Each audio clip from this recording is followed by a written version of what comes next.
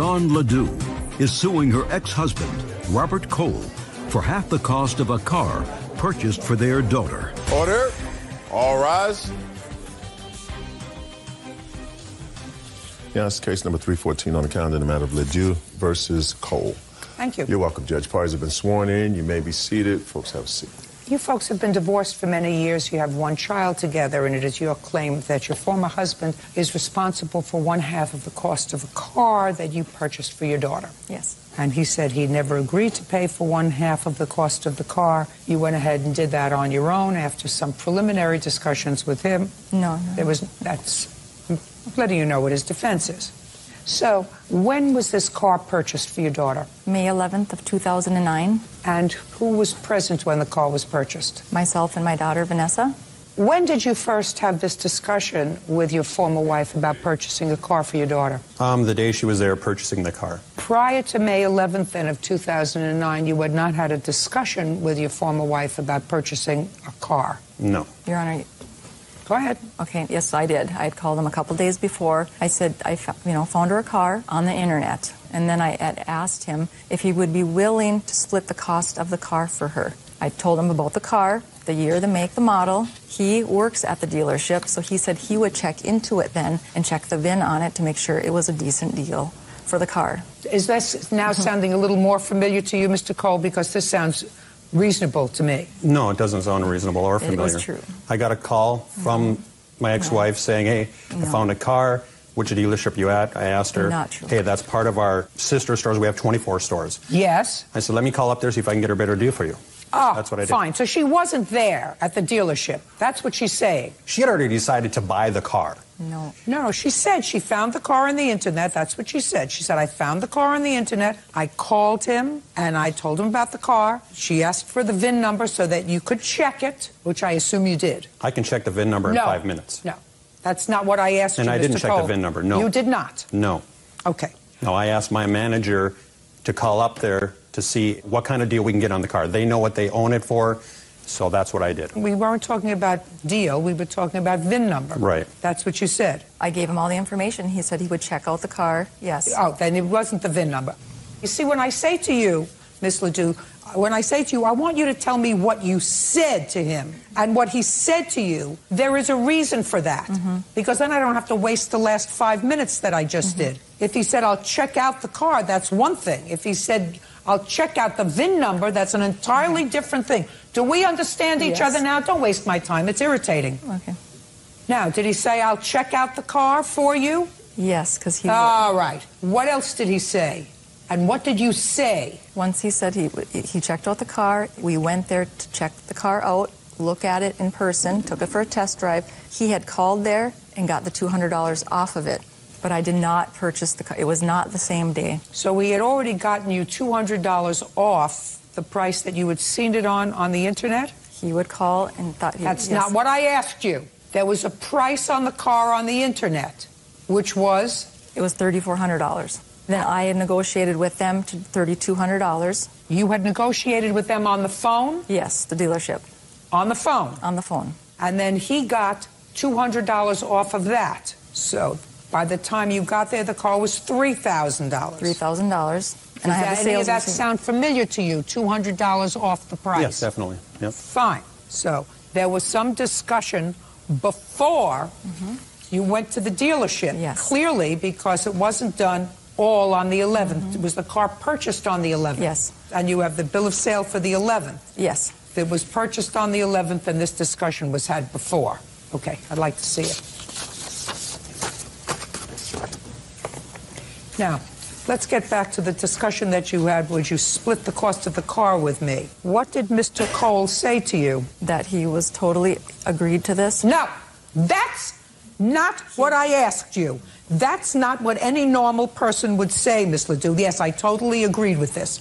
That is not what a person says. Do you understand? Just like he checked the VIN number as opposed to check out the car. That's different. What did he say when you said to him, would you split the cost of the car with me? Yes, he would split the cost of the car with me. No, that's not what he said, because that's not what normal speech is. Now, you can say, I don't remember what he said. That would be different. But normal speech, would you split the cost of the car with me for our daughter? That would be normal. Yeah, I didn't say that. I didn't ask you anything. But normal speech is Well, I not, don't know the exact yes, I words. will split the cost of the car with you. That's not the response. He said yes. He wouldn't even say that. There would be something more than that if he had a discussion with you, Miss Ledoux.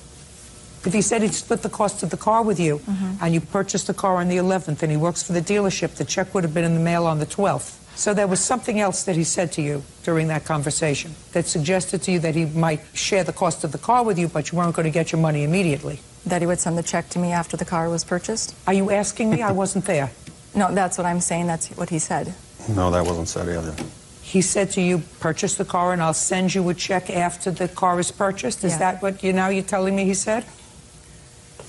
Don't make it up as you're going along, Miss Ledoux. I'm not making. It was just a long time ago. I don't know verbatim. Well, if it's a long time ago and you don't remember verbatim, then say, I don't remember I the don't remember conversation. verbatim the conversation other than he was fine with splitting the cost of the car. Otherwise, I would have never went and bought this car for her. I would have Okay. bought something cheaper that I could afford. Okay. Now, when was the first time you had a conversation with him about payment for the car after the car was purchased? Maybe a day or two later, Was that on the phone? yes, And? I told him the price of the car, and he said he would send a check out to me. It didn't happen either. That didn't happen. Go ahead.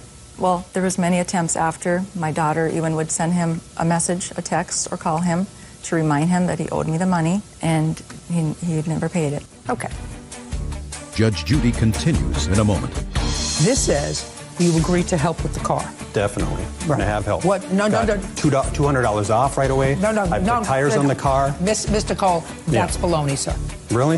Yes, that's baloney. And later today, So what makes you think Mr. Rawley is responsible for the fire or the damage? He didn't get my permission to use my computer or sit at my desk in the first place, Your Honor. Well, that's ridiculous, Miss Kingscott. How is that ridiculous? I mean, that's ridiculous. Actually, it's ridiculous. real cases, real people. Judge Judy. Dawn Ledoux says ex-husband Robert Cole owes for half the cost of a car purchased for their daughter. Robert claims he never agreed to pay. Let me ask you this question. You've been divorced for 17 years. You have a child support order for your daughter? I do. And how much is that order? Well, that got changed. No, that's Right not now? what I asked Okay. you. What was the order initially? It was $188 a month. And that got changed when? I don't know the exact date, when Vanessa was like 12 or 13 years old, To what? like $600 a month. And now how old is your daughter? She is 20 right now. And was the order ever changed after it was $600 a month? No. So it's remained $600 a month. Yes. No, Yes. that's wrong. What? It's cost of living increase. Well- It's a state law, so it goes up every 2 years. It's gone more than that, way more than 600. To how much? It was almost $800, per month, which I've paid. Just a second. Yep. Just a second. $800 a month, which you paid until your daughter was how old? Until she graduated from high school, which she was 18. And there is no issue, I can almost guarantee that you were current in your child support. Yeah, everything was fine. Your daughter is in college now.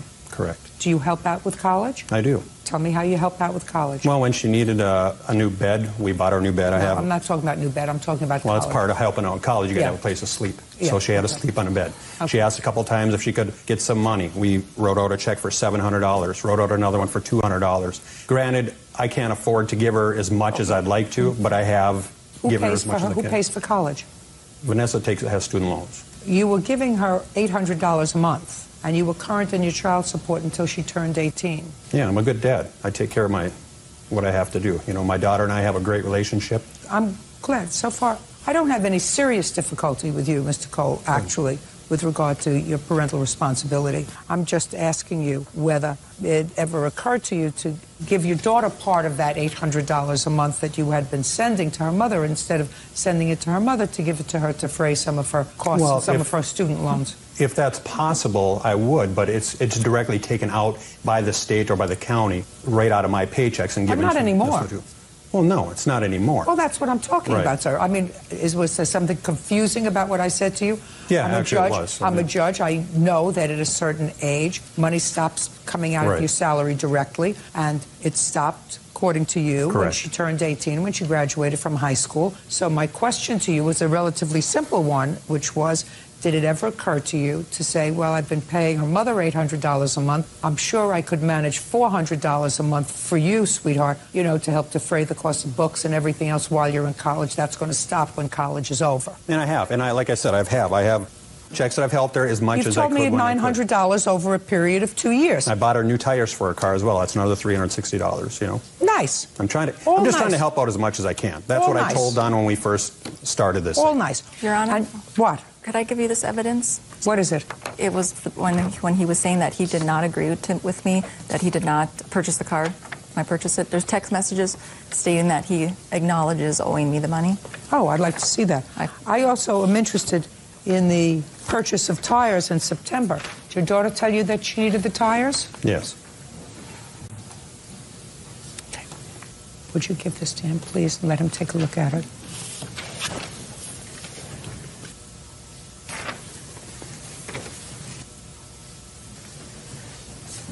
There's nowhere in there that says I would pay any certain amount or any half or anything. The courts have the ability, sir, to read into that, and there is certainly an indication there that you said you would help with the car. Exactly. The fact that you didn't say, well, sir, this says you agreed to help with the car. Definitely. Right. And I have helped. What? No. $200 off right away. No. I put tires on the car. Mr. Cole, that's baloney, sir.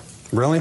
Yes, that's baloney. So that's not help at all? No, that's not what you were talking about here. That's exactly what I was talking about there. No, sir, it isn't, because this was a year after the car was purchased. I know I agreed to help with the car, but my wedding was expensive. It was. That's what you're talking about. Well, that's not anybody's fault. Mr. Cole, I'm not faulting you. I think you took care of your parental responsibility. Definitely. Up until the court told you that you didn't have to anymore. And then That's you were wrong, helping too. your child. Then Wait. How does that, up until the court told me that I didn't have to? When you were, I take care of my daughter there's more than just money. We do a lot of different things together. Support, I am a very good father. Mr. Cole, I'm not faulting you. As I said to you before, I'm not faulting you.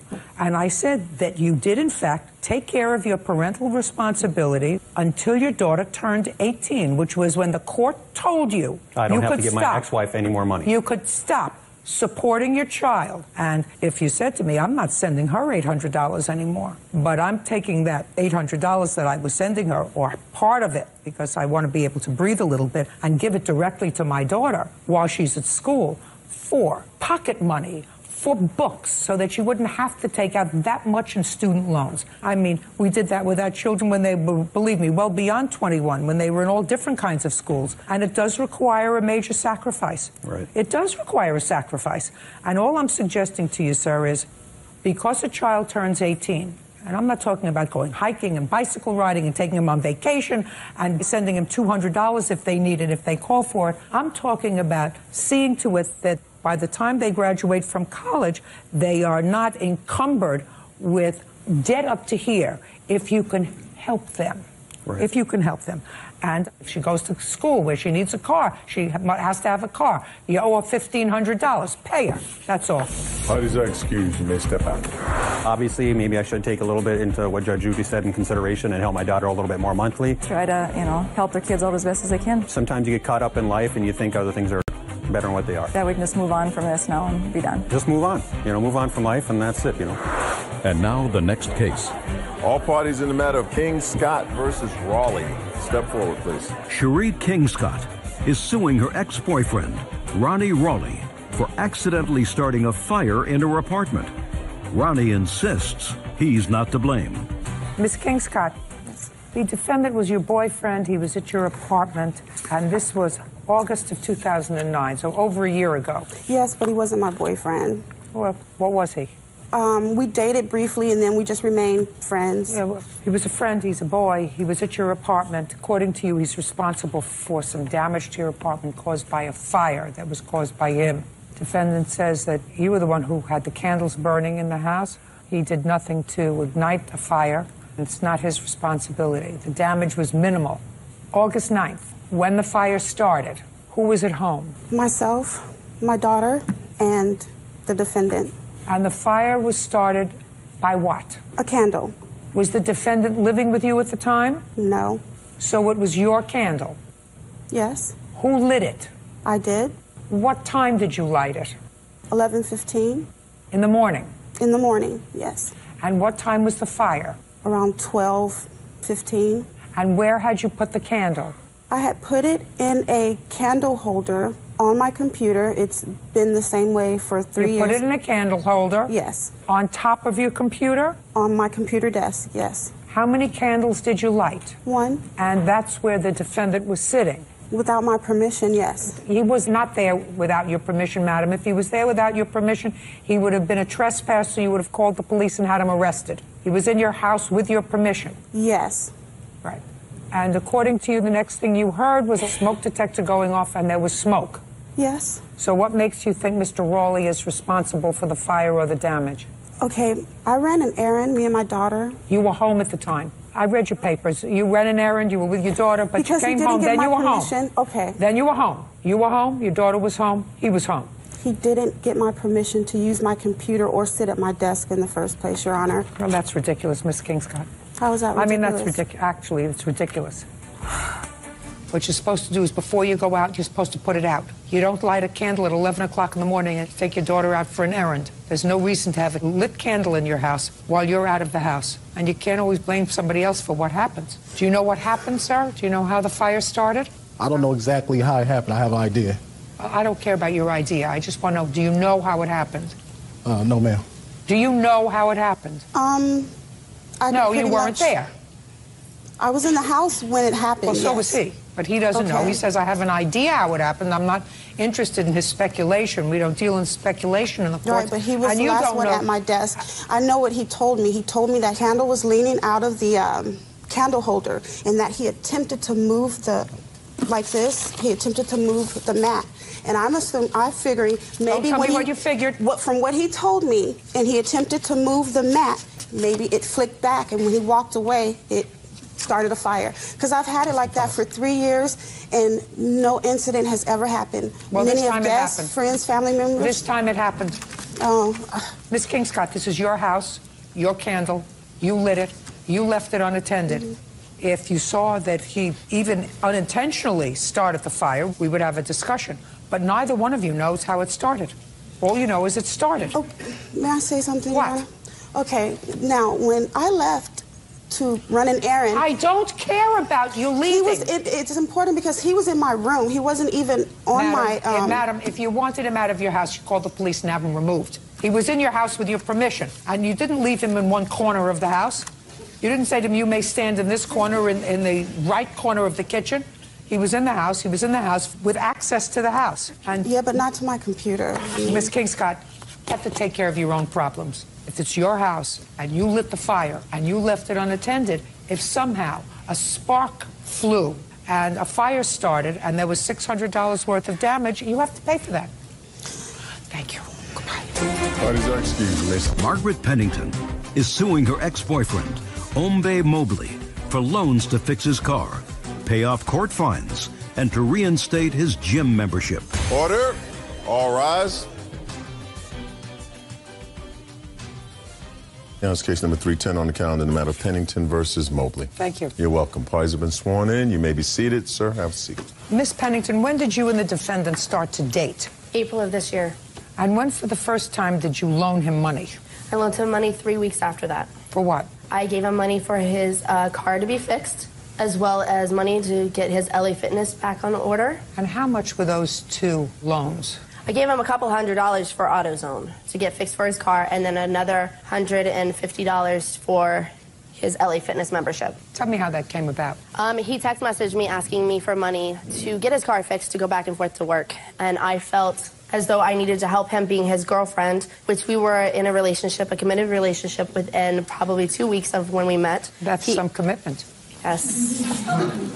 He asked me for the money to get his car fixed, and then he also asked me to... Well, what did he say to you? He said that he was not able to get back and forth to work, that he needed to get a head gasket set put on his car, and I loaned him the money. Go ahead. First of all, Your Honor, she was never my girlfriend. Everything that she gave me... Don't start with everything. Let's start with car repair. Yes, ma'am. The car repair, she gave it to me. Well, tell me how she knew that your car needed repair. I told her my car, my car Well, broke tell down. me when, how did you tell her? Did you call her? Did you write her? Did you text her? Did you tell her when you were having lunch? How did you tell her that your car needed repair, Mr. Mobley? On the telephone, Your Honor. So you picked up the phone and you told her? We was talking on the phone, and... And you said? I told her that my car was broke, and I needed help to get my car fixed. My car was? My car needed to be fixed. And you needed? A head gasket. You needed? Help. My bad, John. Now, at this time, according to you, she wasn't your girlfriend. No. And she was never your girlfriend. No. Well, then why would you ask her for money? Because she said she'd help me. No. Listen, I am older than Methuselah. However, I do have an intact memory of my dating time, when I was a younger person. And I don't remember ever saying to anybody, I'm going to help you out financially, unless they told me that they needed being helped financially. So my question to you is, why would you, Mr. Mobley, tell somebody that you weren't involved in a relationship with, that you needed help? Could they give you money? She offered, John. There's something wrong with you. Yana, she offered to help me, Yana. And when I told her my car was... Just a second. Why would you tell someone that you weren't in a relationship, committed relationship with? Why would you have a conversation? My car's not right. I don't have money to fix it. I needed to go to work. Why would you burden somebody that you weren't in a relationship with all that baloney? Because I knew she'd help me. Ah, there you go. Because you knew. Just a second. I don't think you're adorable, by the way. I think you are, though, Jan. Though that's very good. You're right, I am. I don't think you are. Okay. So you told her, now we got it right. You told her you're tailorable because you knew she would help you. That's being dishonest. And you knew she would help you because she liked you and because she thought you were in a relationship. She loved me. She loved you. Yeah. So then you were being doubly dishonest. You were playing on her emotions, even though you knew you weren't in a committed relationship. Who are you? I'm his friend, Your Honor. It was roommate. Why didn't he ask you for money? Because I'm in the same boat as he is, Your Honor. Sit.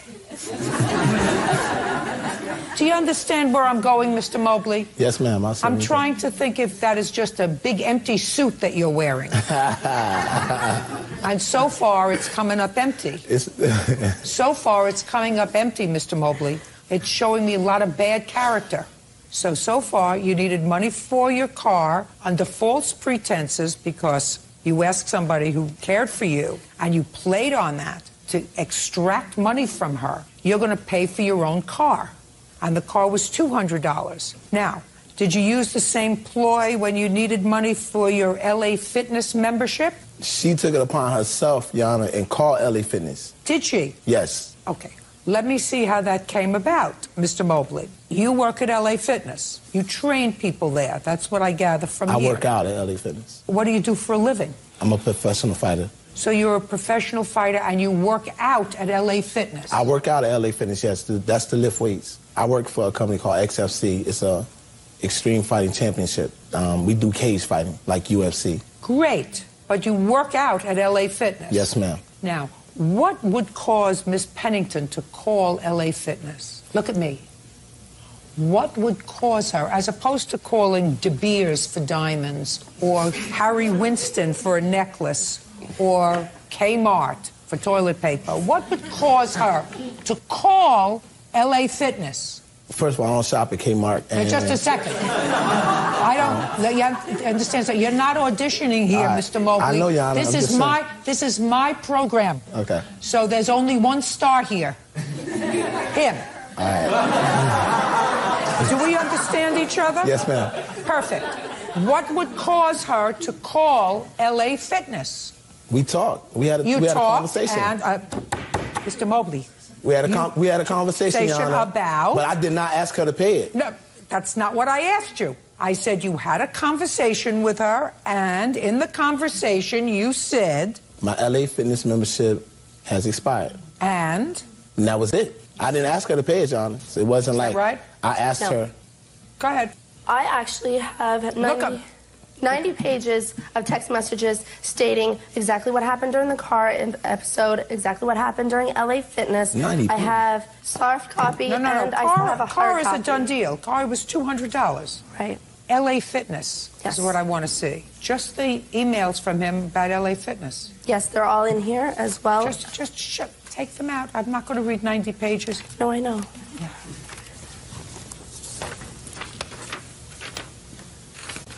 Oh, fortunately, we got from 90 pages, we got to one.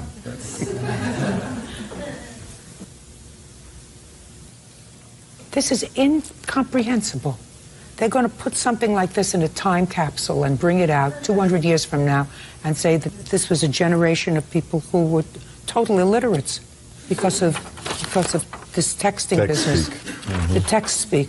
It's illiterate. Oh, yeah. Do I get to see that, John? Yeah. Because I don't recall saying anything. So. Judge Judy continues in a moment. You're not going to con me, sir. You may be a really good bouncer at a club, and you may be really good with the ladies, but I guarantee you, I could wrap you around here. The only thing is I have 8 other cases to do today, and you're beginning to bore me. And later today, And in addition to drawing a salary from the business, you also paid for your tan. No, ma'am. Believe me, I'm looking at her. She didn't go for a tan. That would be you. real cases, real people. Judge Judy. Margaret Pennington says ex-boyfriend Ombe Mobley owes for several unpaid loans. Ombe claims Margaret offered to help him out. Would you please show this to Mr. Mobley? Sure. Thank you. But, John, anybody can send text messages. Just a minute. I'm not asking you anybody. You asked to look at it. I'm showing it to you. I don't remember sending this text message. You don't remember it? No, I want you to read those through and tell me if any of the facts in those ring a familiar bell to you. No.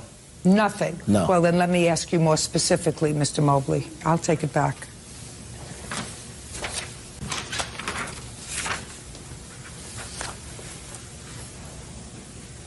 Who wrote, Miss Pennington, what time do you have to be in St. Cloud? I did. I don't know nobody in St. Cloud. It was a fighting match he had to go to that day. Oh, yeah. Yeah, that's true. I did have a fight. Now, tell me about the probationary fines you paid for and when. I paid for them on 7/16 of this year and 7/22 of this year. How much? $236.90, $751.90, and $236.90. What were your probationary fines for, Mr. Mobley? Is not an answer, sir. What did you get into trouble for? I got federally indicted by the feds for cocaine. When? 5 years ago. Did you serve any jail time? Yes, a little bit, John. How much? Yeah, that's behind me. I'd rather not talk about that. I don't care what you want to talk about, then you pay you the money. No. They're your fines. And if we're going to find out what they are, then we'll find out what they are. The fines is for, it was court fees. So are you prepared to pay them? No. Very good. Then we'll get back to what were you convicted of, sir? I was convicted of possession of cocaine when attempted distribution. And how much time did you serve? I served a month, Your Honor. And how much probation? Probation was 5 years. She paid several sets of fines. Were they all involving the same charge? Yes. All? Yes. Well, why didn't you pay the fines? She offered to pay the fines. Why didn't you pay the fines? Because I couldn't pay him at that time, Your Honor. Why not? You bought that nice suit. Not at that time, at any time. I was in a bind. What do you mean you were in a bind? You're a big, strong guy. Go and wait tables. Go and work in a club. Go and work in McDonald's. Do something. You have probation fines. You pay them. Why should she pay your probation fine? She didn't sell cocaine. No, she didn't, but Your Honor, this was 5 years ago. I didn't... She didn't sell cocaine 5 years ago or 10 years ago or yesterday. You did. Yes. They're your fines. Yes. So who should pay them? She offered to pay him. You're an idiot. Your Honor, I should pay him, but she offered to pay him. You sold the cocaine. You pay the fines. That's the way the law works. You con somebody else into paying the fines, we should put you back in jail. They should have put you back in jail anyway if you didn't pay the fines. Second chance, Your Honor. Everybody deserves a second chance. Well, they gave you a second chance. And I'm taking as part advantage of of my your second chance, they said you have to pay these fines. That's part of the second chance. We're not going to put you in jail for 5 years. We're going to put you in jail for a month. And we're going to say, take a second chance, but you got to pay these fines. You say, I'm not paying these fines. I'm going to get some broad to pay my fines. I didn't say that, Your Honor. I didn't say that at all. Well, then how would she know, Mr. Mobley, since she wasn't your girlfriend and you weren't in an intimate relationship with her? We was intimate. No. No, just Mr. Mobley. Mr. Mobley, having a physical relationship with somebody, as you well told me 5 minutes ago, doesn't mean you're in an intimate relationship. You said she wasn't my girlfriend. She knew that, Your Honor. She knew. There's something wrong with you. You think you're going to con me like you've been conning other people now for years? You're not going to con me, sir. You may be really good at fighting mixed martial arts, and you may be really good with the ladies, but I guarantee you, I can wrap you around here. The only thing is I have 8 other cases to do today, and you're beginning to bore me. Let's understand each other. Yes. You sold the drugs. Yes. You pay the fines. We understand each other? Yes, ma'am. Perfect. Judgment for the plaintiff in the amount of $15.75. Thank you. Parties are excused. You may step out. If a person offered to pay it, what I'm going to say? No. No, I don't think he saw me as a dollar sign. If a person walked up to you right now and say, yo, I'm going to give you $1 million. I just think that I have a good heart, and I was trying to help him out. What, you going to say no? I guess everybody learns from their mistakes. He was my mistake. And now the next case.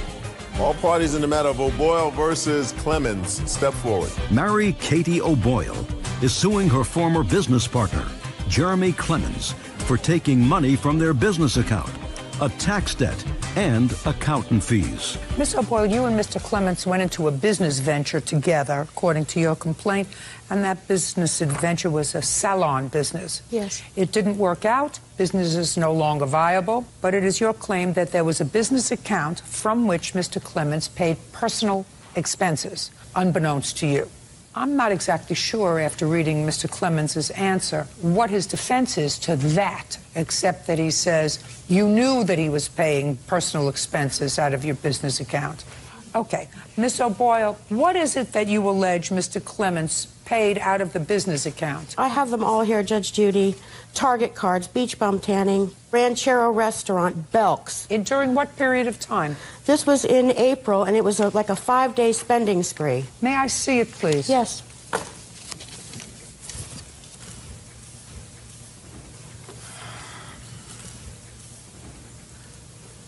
Did you pay a Comcast bill out of this? I do not know, Your Honor. Well, if you don't know, and that's what it says, then I guess you did. Sally Mae. Sally Mae what? It's a student loan bill. $336.99. That sound right? That wasn't what I paid monthly, but...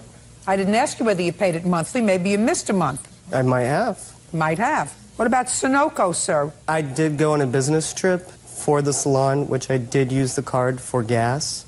And how much did you put into the business account from that business trip? How much did I put into the business account, ma'am? There's an echo in here, Mr. Clemens. My question is, how much did you put into the business account from that business trip? Well, I didn't take a paycheck. So basically, it depends on how much I had from that week that I would have made. I don't think you're cute, actually. I don't think you're cute. I think that you did the wrong thing. No, ma'am, Your Honor. She knew every... Don't tell me what she knew. First of all, I'm looking at you and you're lying. First of all, I'm looking at you and... Believe me, the hair goes up on the back of my neck when somebody is lying to me. And Mr. Clemens, I'm looking at you, and when you say to me, she knew, you're a liar. The camera will find that in your face so that the 10 million people who watch this at least once a day will see that look that I'm talking about. They're becoming very clued into that look, Mr. Clemens. I'm not lying, very Your clued. Honor. Oh, yes, you are. You telling me that you told her that you had drawn out a check to pay for your student loan in the amount of $336? Well, after the 12 beers she had had, she probably doesn't remember. Mr. Clemens, the camera's getting you, sir. The camera gets liars. If what you're saying in your answer is she was drunk all the time, so she doesn't know what I told her and what I didn't tell her, what I think is you're a hustler and you took advantage of her. No, ma'am. I think you're a hustler and you took advantage of her and drew out an awful lot of money that didn't belong to you, that you didn't work for, and that you figured, well, I got this lady. She doesn't know. She's an old lady. What does she know? You know, I'm younger and I'm smarter, and I've been hustling all my life, and this is just another hustle. No, ma'am. Oh, yeah. Oh, yeah, Mr. Clemens. See it. I see it. Because nobody who runs a business lets their partner, unless they're also drawing things out, paying personal expenses from the business account. Then some people say, you know what, I'll pay a couple of bills from the business account, you pay a couple of bills from the business account, and it'll be a wash. But that didn't happen in this account, Mr. Clemens. The only one who paid their personal expenses out of it was you. She wrote herself checks from the account. You. She didn't use the card. She wrote herself checks. What about and had her clients pay her. Just a second, Mr. Clemens. What about you? Did you not draw a salary from the business? Just answer my question. Did you not draw a salary from the business? A commission-based salary, yes, ma'am. I don't think you're cute, Mr. Clemens, in case you haven't figured that out yet. Did you draw a salary from the business? Yes, ma'am. That would be the answer. And in addition to drawing a salary from the business, as Miss O'Boyle did, you also paid for your tan. No, ma'am. Believe me, I'm looking at her. She didn't go for a tan. That would be you. Listen, Miss O'Boyle, he's a hustler. You're not supposed to go into business with hustlers. Do you understand? Yes. Okay. Judgment for the plaintiff in the amount of $3,100. That's all. Step out. Thank you, Judge Judy. Parties are excused. Ann Dios is suing her ex-boyfriend, Thomas Davis, for unpaid rent, a loan to get his car out of impound, property damage, and the value of a gun. Order. All rise. Yeah, this is case number 320 on the calendar, the matter of Dios versus Davis. Thank you. You're welcome, Judge. Parties have been sworn in. You may be seated. Miss Dios, the defendant was a former friend and then a boyfriend of yours, and you claim he owes you for some bills, a loan, some rent, and a confiscated gun. Yes, Your Honor. Do you want to explain to me the living situation between the two of you? The living situation was that it was a one-room suite. We started off as friends. We were dating for a short period of time. We broke up after roughly 2 weeks, and we remained friends at that point. Let's go. Did you want, like, more Well, I want to know, detail? he moved into, you want rent from him. Rent for what period? From August and September, Your Honor. When did he live with you? He moved in May, Your Honor.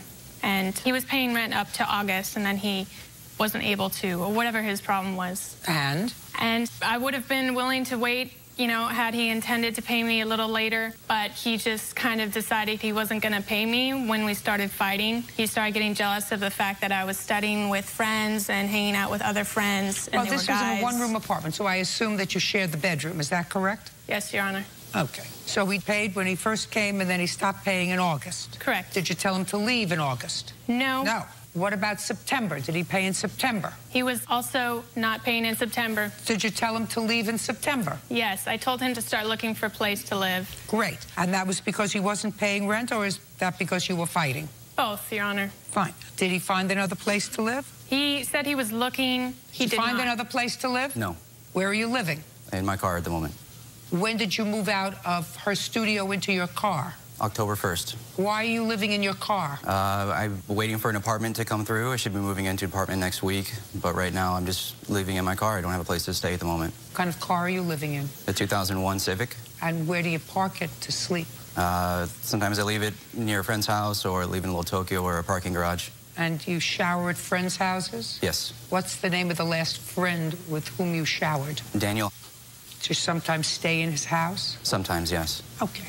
Just wanted to make sure Sure. that this living in my car wasn't something that I was visualizing you doing on a regular basis. Not every night.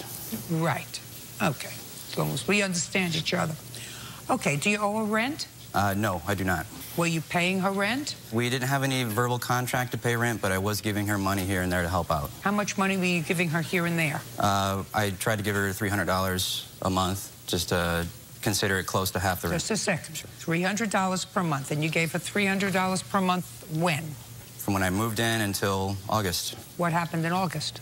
We started fighting and arguing, and it just became a really hostile living environment. But you stayed there in August. I did. So you owe her $300 for August. And what about September? Did you stay there in September? I did, Your Honor. Did you pay her for September? No, I did not. Then you owe her $300 for September. What else do you think he owes you for? Ma'am, I lent him $800 to get his car out of impound. When? This was on the 13th of August. How did your car wind up in impound? When I first moved out here to California from Missouri, I was staying with my uncle. Stayed with him for about a year. We had some disagreements, and I had to move out. I was living in a homeless shelter, and I stayed there for 6 months. And Wait, it did I don't need a whole story. All right, well, I acquired... This is not War and Peace. Just tell me about your car. I'm sorry, Your Honor. I got some tickets while I was homeless, and I forgot about them, and my car was rightfully impounded. Why did you get tickets? I was parked in illegal spots. Why would you park in illegal spots if you had no money? I was looking for a place to sleep at the time, or leave my car. I wasn't able to leave my car at the homeless shelter. Do you know that I actually don't believe your story? Okay.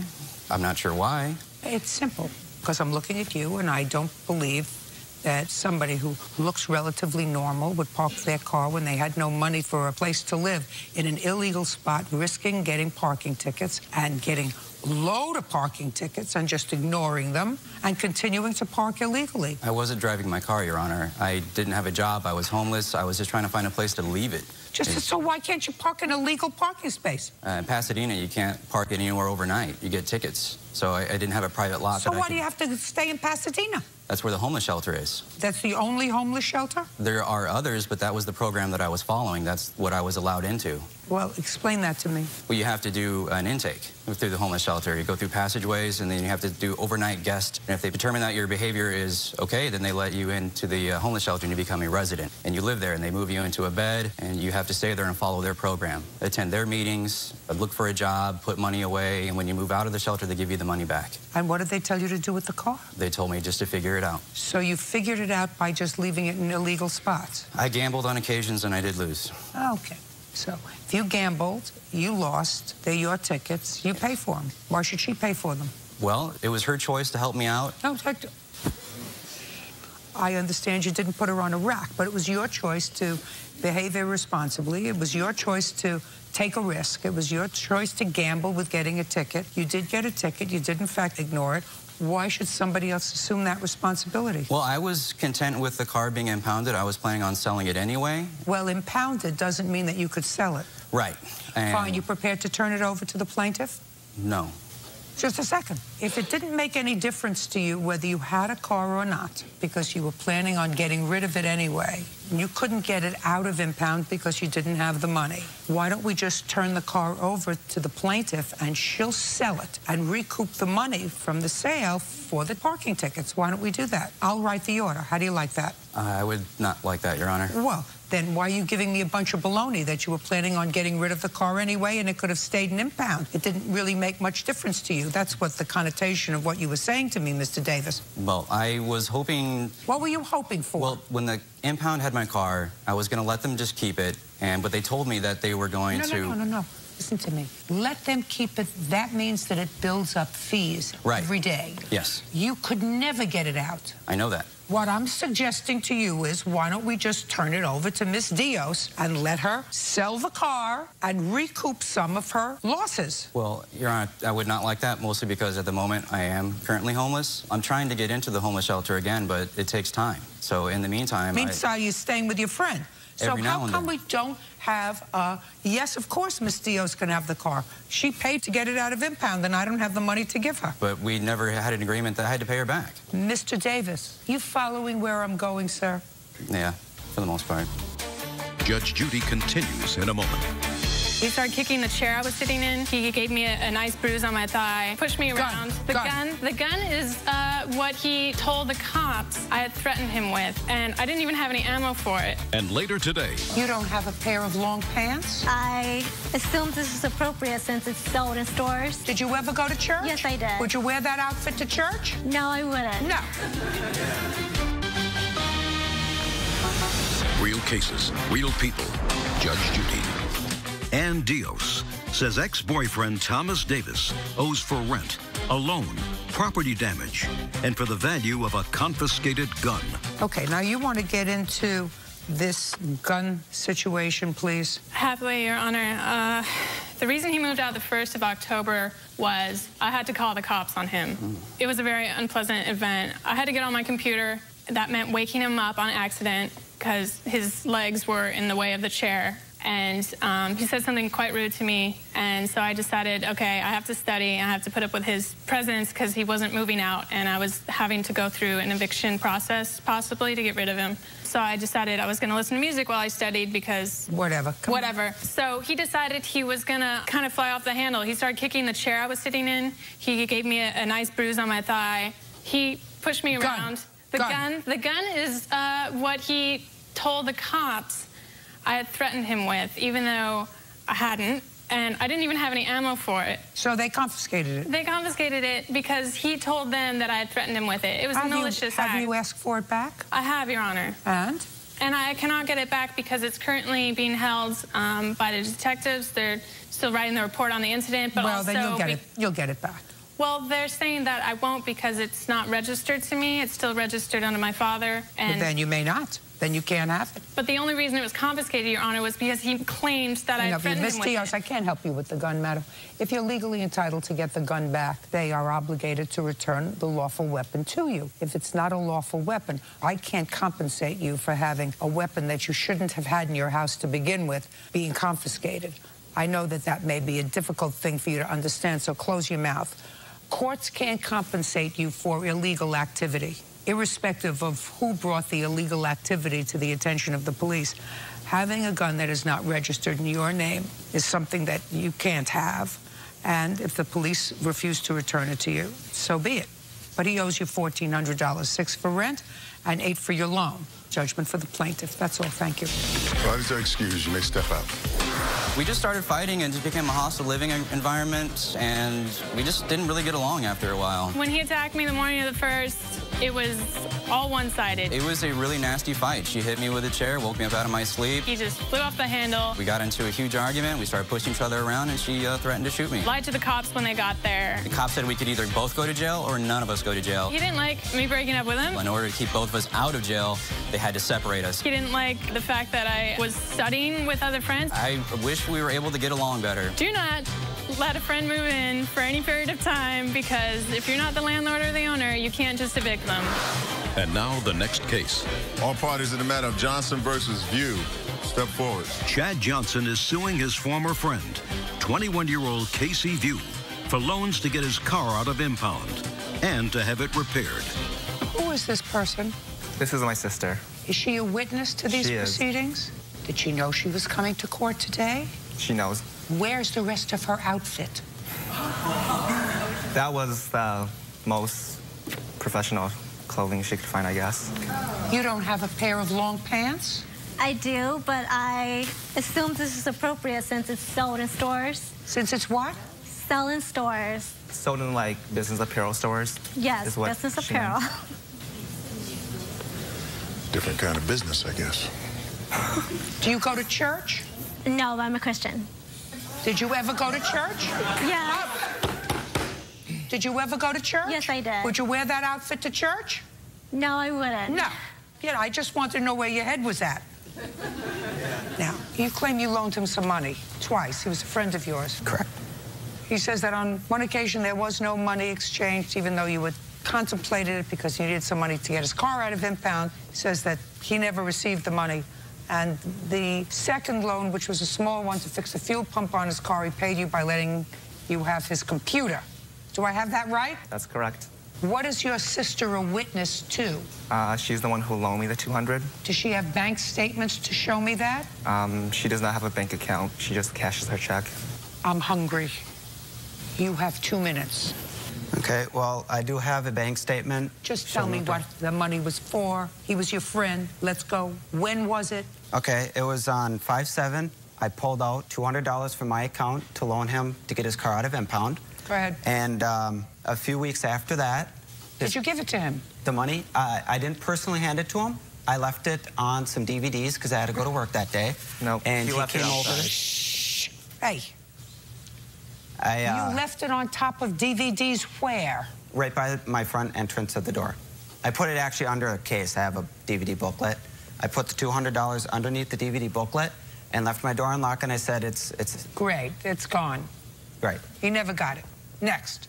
And then a few weeks later, he called me up saying this car wouldn't start. So I went over and looked at it, and I didn't have the proper tools, so I said, well, I'll use my AAA to get the car towed to my house so I could take a better look at it. Well, can you use your AAA in order to have somebody else's car towed? Well, I didn't charge him labor. No, I'm just asking you a question. You have AAA. Are you allowed to use your AAA to get a friend's car towed? Yes, you are. You are? Yes. Why would anybody? One person in the United States should have AAA and everybody else should use it. Judge Judy continues in a moment. Do you see what happens, sir, when you're trying to fun with me? You get to trip over your tongue. I actually do enjoy watching it. It's part of the pleasure of my business. Real cases, real people. Judge Judy. Chad Johnson claims former friend Casey View owes for 2 unpaid loans. Casey says Chad took his laptop for collateral, so he doesn't owe. Okay. So you used your AAA to get his car towed to your house? Correct. And? And I diagnosed it and found out that the fuel pump was no longer working. So I told him that, and I said, I will do the work for you. I won't charge you any labor, but you have to buy the part. And he agreed to that. So a few days... Had you had a discussion about the previous money that you allege you loaned to him? Yes. Because at that time, he had already, according to you, taken you for $200, and now it's $200 plus parts. What happened was, he didn't pay me back yet when the car repair had, and I said, originally I had said that... Just a sec. Do you see what happens, sir, when you're trying to fun with me? You get to trip over your tongue. I actually do enjoy watching it. Oh, yeah? Every once in a while, it's part of the pleasure of my business. Let's start again. Okay. He hadn't given you the money back that you had previously, according to you, loaned to him. Correct. Now you're going to advance him money. You used your AAA, you got the car towed to your house, and the car needed a fuel pump, and you were going to advance him the money for the fuel pump, despite the fact that he had not paid you back an initial $200 loan. So far, is that correct? That is correct. Now you're going to explain to me why, with trying not to trip over your tongue. Okay, there's a very good reason for that. He was telling me that he was at risk of losing his job because he could not get to work because he did not have a car. So if he lost his job, he would not be able to pay me back. So I made the proposal. I said, tell you what, you give me $50 out of every paycheck. I will go get the part, and I will put it in your car, and then you can get to work. So that's what I did. He agreed to that, to those terms. What do you do for a living? I'm a technician. That's what I do. What kind of technician? I'm automated conveyor systems. Who do you work for? Super Value.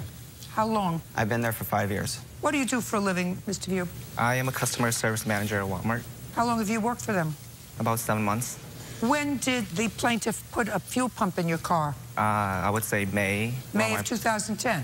Yep, around my birthday. Yup is not an answer. Yes, Your Honor. Yes is an answer. Yup goes with that outfit.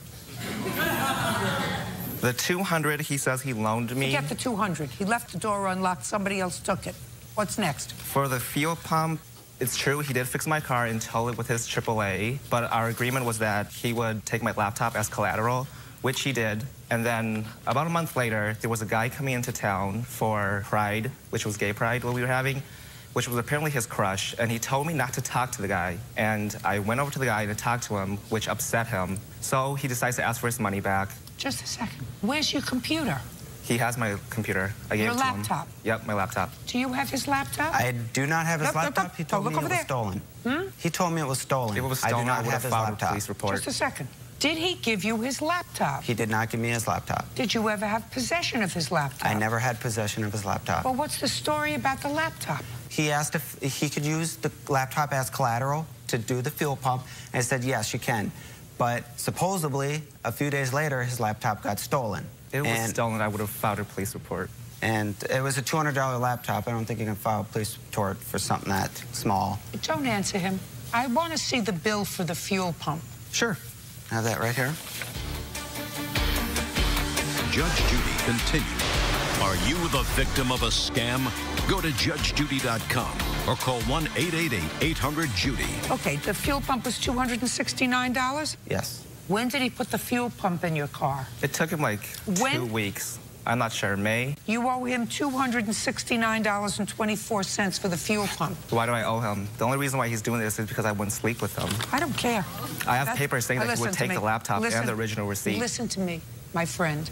You owe him $269 for the fuel pump. Is that car still working? It is, but he has my laptop, like I said. I don't believe it. Well, it says on paper that he's willing to accept my laptop. Just a second. When you give somebody collateral, that doesn't mean that you've paid for it. Well, he has my laptop. He took it as collateral. You owe him $269 for the fuel pump.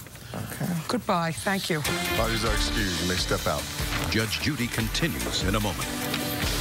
And on the next, David Davis claims ex-wife Jamie Leathers falsely accused him of harassing her. Mr. Davis, the defendant is your former wife, and it is your claim that she filed a false accusation against you, and she was seeking to get a restraining order against you. You were forced to hire an attorney. The case was subsequently dismissed. You want her to pay your attorney's fees and damages. Yes, ma'am. Your former wife says the accusations that she made in the application for the protective order were true, and she says that you were threatening and abusive, and she's going to prove that to me. You have one child together who is now 5. Yes, ma'am. Yes. You've been divorced since when? Divorce was final January 2006. And when did you separate? June of 2004. Reading between the lines of your complaint and the defendant's answer, there has been some acrimonious stuff going on between the two of you, at least in part owing to the fact that you are in substantial arrears in your child support. That's her attention, yes. Yes. I'm reading between the lines, Okay. sir, because I'm an experienced family court practitioner, that if you're divorced, that means you don't like each other anymore. Are you remarried? No, ma'am. Are you remarried? Yes, I am. So, she's not mad because you have a life and she doesn't. She's happy. She's married. Are you happily married? Actually, my husband and I are separated. Not happily married. But we are best friends, and I see him about 3 times a week. All right. But she's not mad at you because she doesn't have a life, and you do. She's mad at you, sir, because you don't pay regular child support. Ma'am, may I? Yes. I agreed to pay child support from the day I left of $600 a month. I've been paying that up until I got laid off in June 11th of 2006. I phoned Miss Leathers. I told her I was laid off, that I could not afford the that I could not afford the $600 a month. We could handle it one of 2 ways. Once I received what my unemployment benefits would be, I would give you a set amount every month until I find another job. When did you find, listen to me, when did you find another job? January. January of what? Of this year. What kind of work do you do? I do aircraft fueling technicians. I refuel aircrafts. I work on fuel cells of aircrafts. How did you support yourself between June of 2006 and January of 2007? Who were you living with? My girlfriend, Patricia, and I was receiving unemployment benefits. So you had no rent? Correct. How much were you sending the defendant between June and January? Well, Your Honor, that requires a figure. They were taking the money directly out of my unemployment benefits. When I told her I could not afford the $600 a month, I told her that I would go back to family court and I would file a petition for modify my child support. Why should you get a modification? I'm no longer making the money I was making before. Nowhere near it. Then get 2 jobs. I have 2 jobs. Your Honor, I have my daughter 12 to 14. I have my daughter almost 50% of the time. That is untrue. If you interrupt him again, it's not going to go well. Okay. Do you understand? Yes, ma'am. You agreed to pay her $600 a month. Your divorce was final in January 2006. According to you, up until January of 2006, you were paying $600 a month because you separated in 2004. Yes, ma'am. All of a sudden, divorce is final, and 5 months later, you say, I can't pay you the $600 a month anymore. Now I need a modification. I was laid off from work. That's fine. You can be laid off from work. That doesn't mean you can't work. When you have children, you have to say, I don't care what I do. I drive a cab, I collect cans, I go to a car wash, I do whatever else I have to do to contribute to the support of my child. Who do you work for? I'm a school teacher. She teaches, she contributes to the support of the child. I have support of the child, and if I can't do it fueling planes, I'll do it doing something else until I can get a job refueling planes. Now, having said that, sir, all I said to you was that's the reason for the acrimony, because you haven't been paying child support regularly. That being the case, she's going to tell me about why she filed this protective order and when. When did you file this protective order, Miss Leathers? The middle of November 2006. And on what basis did you file the protective order? As he said, he and I separated in June of 2004. By the first week of July of 2004, I'm not interested in anything that happened in 2004. Nothing. Okay. I'm interested in anything that happened the 3 months immediately preceding November of 2006. Good. When you filed for a protective order. Okay. Period. August 10th, 2006, I went to pick up my daughter. My mother was with me and my stepfather. He dropped off my daughter and he said, "Your game is over, Jamie. I've had a private investigator follow you and I have your bank account information." And I looked at my mother and I said, "These are the kinds of things I'm talking about." My mom said, "You take your daughter, you keep walking." So my stepfather and I walked. Well, I don't know what he meant by that. What did you I didn't mean? know what he meant by that What either. did you mean by that, sir? Your Honor, the man she's been living with, the man she married, this is the whole root of the problem we've been having. This man she met on the internet and moved out here from Chicago. I had concerns about the welfare of my daughter. She's allowing this man to take my daughter to the public restroom. She's Your allowed Honor? this. Listen to me. Listen to me. That's not your business. It's my daughter, my 2-year-old daughter. It's not, listen to me. It's not your business, just as it's not her business that you're living with this lady. And the one thing we both care about is our child. And neither one of us would do anything to the child that would cause the child harm. Unless, of course, you have proof that somebody is causing them damage. If she complained to me that she didn't like the fact that when your daughter was at your house, you let her crawl into bed with you and your girlfriend, I would say, that's none of your business. And I'm saying to you, your concerns about somebody that she met, whether she met him on the internet or she met him in a park or she met him at McDonald's, are none of your business. I don't, now, Your Honor. All I want to know is, what games were you talking about, sir? I'm talking about the games where she has accused me to this man. Since she met this man, I have wanted to meet him. The 3 of them were at a restaurant. My 2-year-old daughter says she has to go to the bathroom. This man gets up and takes my daughter to the public restroom. I asked Miss Leathers, why is he taking my daughter to the restroom? I'm saying, you're the mother. That is our daughter. That's none of your business. I believe it is, Your Honor. And I'm telling you, this woman allows some man she met on the internet to move out here to Chicago and take my daughter to the restroom? Her husband. No, at the time it was not her husband. The only reason they got married, they married 4 days after this restraining order was dismissed because I raised these same issues in the courtroom that day, and they got married 4 days later. And what happened, Mr. Davis, when you raised the same issues? What did the judge say to you? Did the judge say, "Oh, my God"? "Oh, my God, we best call Child Protective Services immediately"? Is that what the judge said to you? No, ma'am. The judge did not respond. Excuse me? The judge did not respond to those. That's right. The judge did not respond. Listen, you don't have control anymore, sir. If you believe that someone is doing something that is not in your child's best interest and is harmful, abusive, or neglectful, your responsibility is to go to court or call Child Protective Services if you want to play that game. I would discourage you from doing that, but you don't start up with her. Just as she would have no sympathy from me if she said, "I don't believe that my daughter has any right to stay at their house." She does stay at your house, doesn't she? Yes, she does. And occasionally crawls into bed with you? Yes, she does. Sometimes she does. And you sleep with her? Yes, ma'am, I do. And she's your girlfriend? Inappropriate? I don't believe so. Oh, well, who set you up to be the moral monitor? Well, You're a moral, just a second. You're a moral monitor. You have now a 5-year-old child who knows that you're not married to this lady, that you share a bed with her. I don't know what you wear when you go to sleep, and I don't know what she wears when she goes to sleep, but she crawls into bed with you. And if she said to me, "I'm not letting my daughter go there anymore," if he's going to let my daughter crawl into bed with her, I would say to her, "It's not your business." She loves her father. This is her father's significant other. I don't like significant others. I think you should be either married or not. But it's the 21st century. I'm coming into the 21st century. It's not your business. And I say the same thing to you. It's not your business. I respectfully disagree. Well, I don't give a rat's behind, sir. That's why I sit here. That's why I sit here, and I have been in this business for 40 years. Yes, ma'am, I understand that. 40 years. And I'm telling you, you got to let go of it.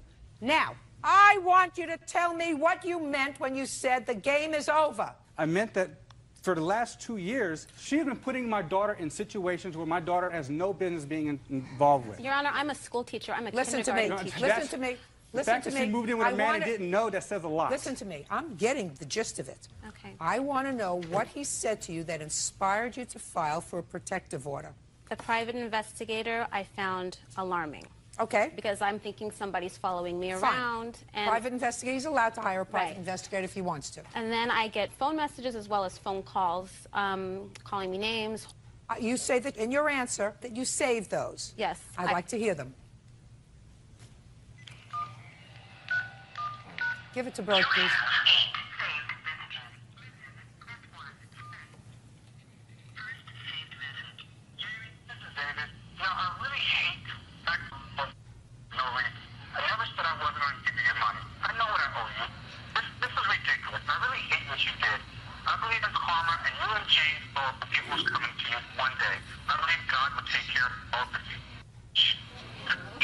That's it. Okay, so you have one I mean, message. I have message after message after message, but that was the one that I thought pretty much wrapped up. His anger is about the child support. Well, yeah, so he called you a foul name. Right. Called And you a foul name. I would like to say Put that... your hand down, madam. I'm sorry. It's just there's been many Put- messages. Listen to me. Put your Okay. hand down. Okay. If that's the worst of it, it's not terrible. Right. Not nice, but not terrible.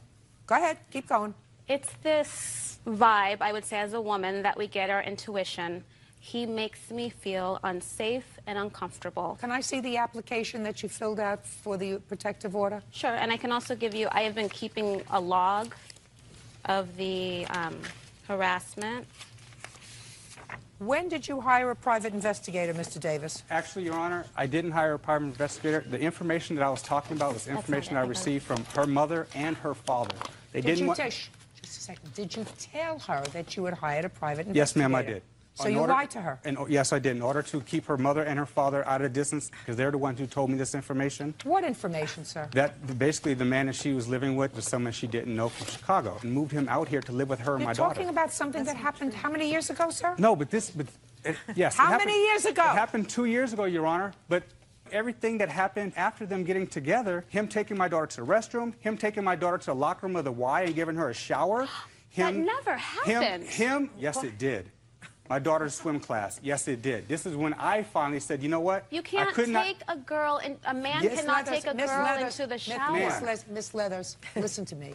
Listen to me. Somebody who sleeps with his daughter in a bed with his girlfriend has no basis to complain about anything. First of all, I get off at 3 o'clock in the morning. By the time I get home, she's already getting up for work. Mr. Davis, you're just got the backtracking, job. sir. How is that? There is no question in my mind when you told me that you have your daughter 50% of the time. And that's almost. not true. 46%. 46. That's not true. It's 25%, Your And Honor. the court order is right here. Miss The Leathers, court order is right here. If you interrupt him again, I'm sorry. I'm throwing you out. Okay. Do you understand? I understand. I'm throwing you out. There's no question in my mind, Mr. Davis, that if your daughter spent either 25 or 46% of the time in your home, that she was crawling into bed with the two of you. Now, you don't consider that wrong. That's your prerogative. You keep your nose out of her business. That's what I'm telling you. Listen, very, very lucky that you got rid of him. I know. You're very lucky that you Wow. you're very lucky that you got rid of him because he's this kind of thick. You got him. He's yours. And he's a very nice yours. man, Your He's Honor. a He's a very nice man. He's a very nice man. He is a controlling. You're interrupting. When he's controlling, and he doesn't see the inequality of his positions. He has to let go. He has to say, what's sauce for the goose is sauce for the gander. And I have to rely on the fact that my wife, ex-wife, who was a school teacher, who teaches children, who is an educated woman, wouldn't do anything to place my daughter at risk. But she And has. he's not. So have you. How? I just told you how. This is a woman I've known for years. This is a man she met on the internet who did not know. Oh, you're an idiot. Did not know. We've been You're an together idiot. 2.5 You know years. something? She You did know not something? know this man. You know something? I got it. The truth is, his conduct is such that I understand why you felt threatened. Right. I feel that today he is unyielding and controlling, and I understand why you sort of dismissed, sir. That's all. Parties are excused, Miss Steph. Ronna, this woman lied in her declaration. I have proof of that. She actually lied. Wow. Stephanie Young says former live-in boyfriend Raymond LaChance owes for rent on their shared apartment. Raymond is countersuing for half of 1 year's living expenses. I usually don't like to prejudge things, Mr. LaChance, but I think that you're not a very honorable person. According to the complaint that I read, sir, you and the plaintiff were involved in a relationship. You thought it was going to be a solid one. You signed a lease on an apartment, correct? Correct. And after 3 weeks, the thing didn't work out. Correct. And you agreed that she would leave, and you would stay in the apartment. I was staying in the apartment, yes. And when you were staying in the apartment, according to the plaintiff, you were staying with someone whose name was? Jacob Cannon. You were staying with someone whose name was Jacob. And when she left, according to her, Jacob was paying her half of the rent so that you weren't out any additional money. Then, according to the plaintiff, you told her you were moving out of the apartment. So far correct? Yes, ma'am. And she didn't want to ruin her credit, so she paid the rent, right? Yes, ma'am. When she goes to the apartment to get something, she sees all your stuff there because you had moved back in. But you let her pay the rest of the rent, believing that he was out of the apartment. Yes, ma'am. Your excuse is that you were forced to pay the rent yourself for 7 months because of her, and therefore you decided that she should pay the rest of the rent. Her name's on that lease. She's just as liable as I am. Mr. LaChance, in what month did you sign the lease? We signed that in May of 2006. And she left in May of 2006. She left June 2nd, 2006. 6/2. Did she pay May's rent? Actually, I paid it. You mean you paid it alone? I paid it alone, yes. Why is that? I had recently come into some money at about the end of April playing online poker. It's what we used to move out here. It covered all our moving trucks. So you paid the May rent? Correct. Okay. Now, when did Jacob move in? Jacob was with us from the beginning. And how much was the rent in the apartment? $569 a month. And how much was Jacob paying? He was not paying for any of the rent. And how long did you let him stay? He stayed until November. So you're telling me you did not try to find another roommate between June and November because you were letting Jacob stay there rent-free? Correct. Now I'm going to respond to your statement. Okay. The reason you had to pay the rent is because your behind was sleeping in the apartment. Hers was not. And you had a roommate who should have been paying half the rent. From July till November, he was never home. It was predominantly a storage space for his stuff. I helped him out every now and then. Then He it's was your never, responsibility, sir, to find another roommate. I was unable to find another roommate. Show me what efforts you made to find another roommate. I had friends at work. Now let's go a little further, Mr. LaChance. I don't when have did you? anybody I'm in speaking to you. When did you call Miss Young and tell her that you were moving out of the apartment? I was finally able to get a hold of her. It would have been end of November. And you told her you were moving out in December? Yes, ma'am. And had you paid November's rent? At that point, it's not an answer, sir. Did you pay November's rent? November was paid, yes. And you moved out in December? Yes, ma'am. And you paid December's rent? Yes, ma'am. It was actually a lot more. Okay.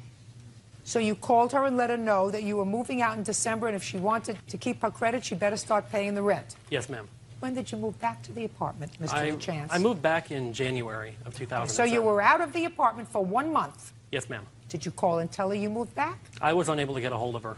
Did you call and I tell called. her you moved back into the apartment? I called, yes. So that I assume you paid January's rent. I did not pay January's rent. I assume you paid February's rent. I did not pay February's That's why I told you when we started this case that I thought your behavior was abominable because it was dishonest, totally dishonest. Moving out is one thing. Saying, listen, I'm moving out of the apartment. Your name's on the lease, my name's on the lease. I lived here for the last few months, so I paid the rent. But now I'm moving out, just like you moved out. So I think if we want to both keep our credits intact, maybe you don't need it, because if you make a living doing online poker, maybe you don't need your credit intact. She does.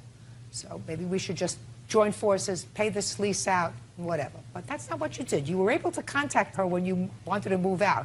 But when you moved back and knew that she was going to be paying the rent and you were going to be living there rent-free, then you couldn't contact her. That's not very nice, sir.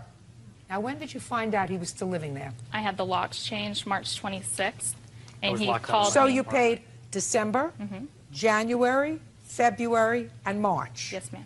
I also paid April. And April. When did you go and check the apartment? Well, I moved back to Florida, and the apartment's in Texas. so I couldn't just go there. And I said, I want to have the locks changed because I believe someone's still living there. What made you think someone was still living there? Because once he stopped paying the electric bill, it went back into the apartment's name, so they were getting the bill, and she was sending it to me. So if there's electric, someone's living there. So I said, I would like to have the locks changed. I paid the $25, and I got a call from Raymond that night. I'm an authorized tenant in that place. There was no reason to have me Mr. locked out. LaChance, don't you understand? You did something that was amoral, dishonest. Dishonest. Don't you get it? To me, dishonest was leaving 3 weeks into the lease. No, Mr. LaChance, that's ridiculous, sir. You weren't getting along. I don't even care why you weren't getting along. You were dishonest. You said, I'm moving out, and then you moved back without telling her. And the only time you contacted her again, and you were able to contact her again, you said, I couldn't call and tell her I was moving back because I couldn't contact her. So you were able to call her when you were moving out, and you were able to call her after she changed the locks. But you couldn't call her that critical time to tell her you were moving back into the apartment. She didn't have to pay the rent anymore. I had left voicemails. I had sent Listen messages. to me. Dishonest. What kind of work do you do? I am a waiter at a restaurant. What else do you do? I play online poker.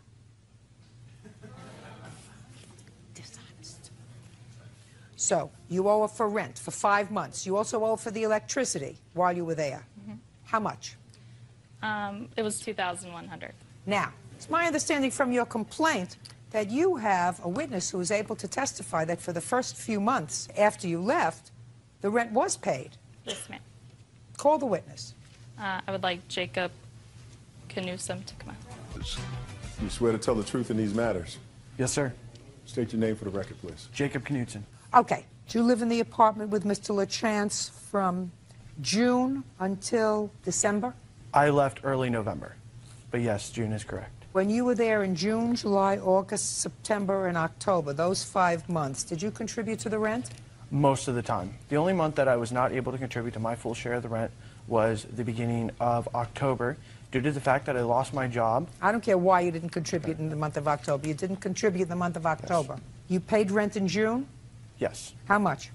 $285. And you gave that to him in check or cash? Cash. That was June. What about July? Yes. You paid him in July? Yes. August? Yes. The full amount, to either $285, yes. What about September? September, yes. But not October? No. And what happened in November? November, I was still out of work, and I contacted my mother and borrowed $400 from her in order to pay my half at the beginning of November. I have a Western Union voucher right here. Can I see it, please? Yes. The Western Union voucher that states that I got $400 from my mother in order to pay my half of the bills. So if Mr. LaChance said that you were there and you stayed there sporadically... I was not home very much, yes. And that you did not pay any rent to him at all, would that be the truth or a lie, sir? A lie. And you were his friend? Yes. Who do you know longer? I know them both about the same amount of time. But you stayed with him? Yes. When she left? Yes, in order to help him with the bills. Perfect. Good. Anything else you want to say to me? Anybody? Perfect. You owe her $2,100, Mr. LaChance, because you're a dishonest person. Because you're a dishonest person, I'm dismissing your counterclaim for half of the expenses for the time that it is clear that you had help with the rent, because that's what your counterclaim is mainly about. You will always come into contact with people, Mr. LaChance, in this life that are smarter than you are. Do you understand? Yes, ma'am. Goodbye. 26-year-old Noah Riskin is suing his ex-girlfriend, 22-year-old Lindsay Robinson, for her share of a backpacking trip through Europe. Lindsay claims the trip was a gift. Mr. Riskin, Miss Robinson used to be your girlfriend. Correct. And it is your claim that you took a backpacking trip to Europe. Yes. And you advanced some money for Miss Robinson, who was supposed to pay you back. Correct. Miss Robinson says the trip was a treat, your treat, and there was never any discussion about paying you back for the trip. And she is counterclaiming. She alleges you have some property of hers, a baby book, and she wants some punitive damages because she says you are stalking her. How long were you a couple? For 7 months. From when to when? From mid-June, I believe it was, up until Valentine's Day. And when was the trip? We left on January 20th, returned February 19th. So you were really a couple from June until January, because when I understand from reading your papers that when you took this trip, you each went your own way for a good part of the trip. You traveled independently. It wasn't a romantic getaway for the two of you, right? Correct. You didn't live together, did you? We did. You were living together. Yes. You had enough of each other from June to January. You wanted to be a little separated? My intention of going to England and Scotland was to backpack, to go as many places as I could. Lindsay told me that she wanted to get a feel for life out there and stay in York for a week or two. Wonderful. Terrific. How come you advanced the money? Lindsay came up to me after the tickets were purchased, said that she had talked to some friends of her back home, and they told her that she needed roughly $1,000 per week, conversion rate being about 51 cents per pound. I'm sorry, $1 per 51 pence. Oh, please, let's move on. She did not have that money. I offered a loan. I asked you what was said. Don't say I said to her, I will give you a loan. I want to hear what was said by her and what was said by you. Do you understand? And if it doesn't sound right, it's usually not true, Mr. Riskin. You get it? I did. Good.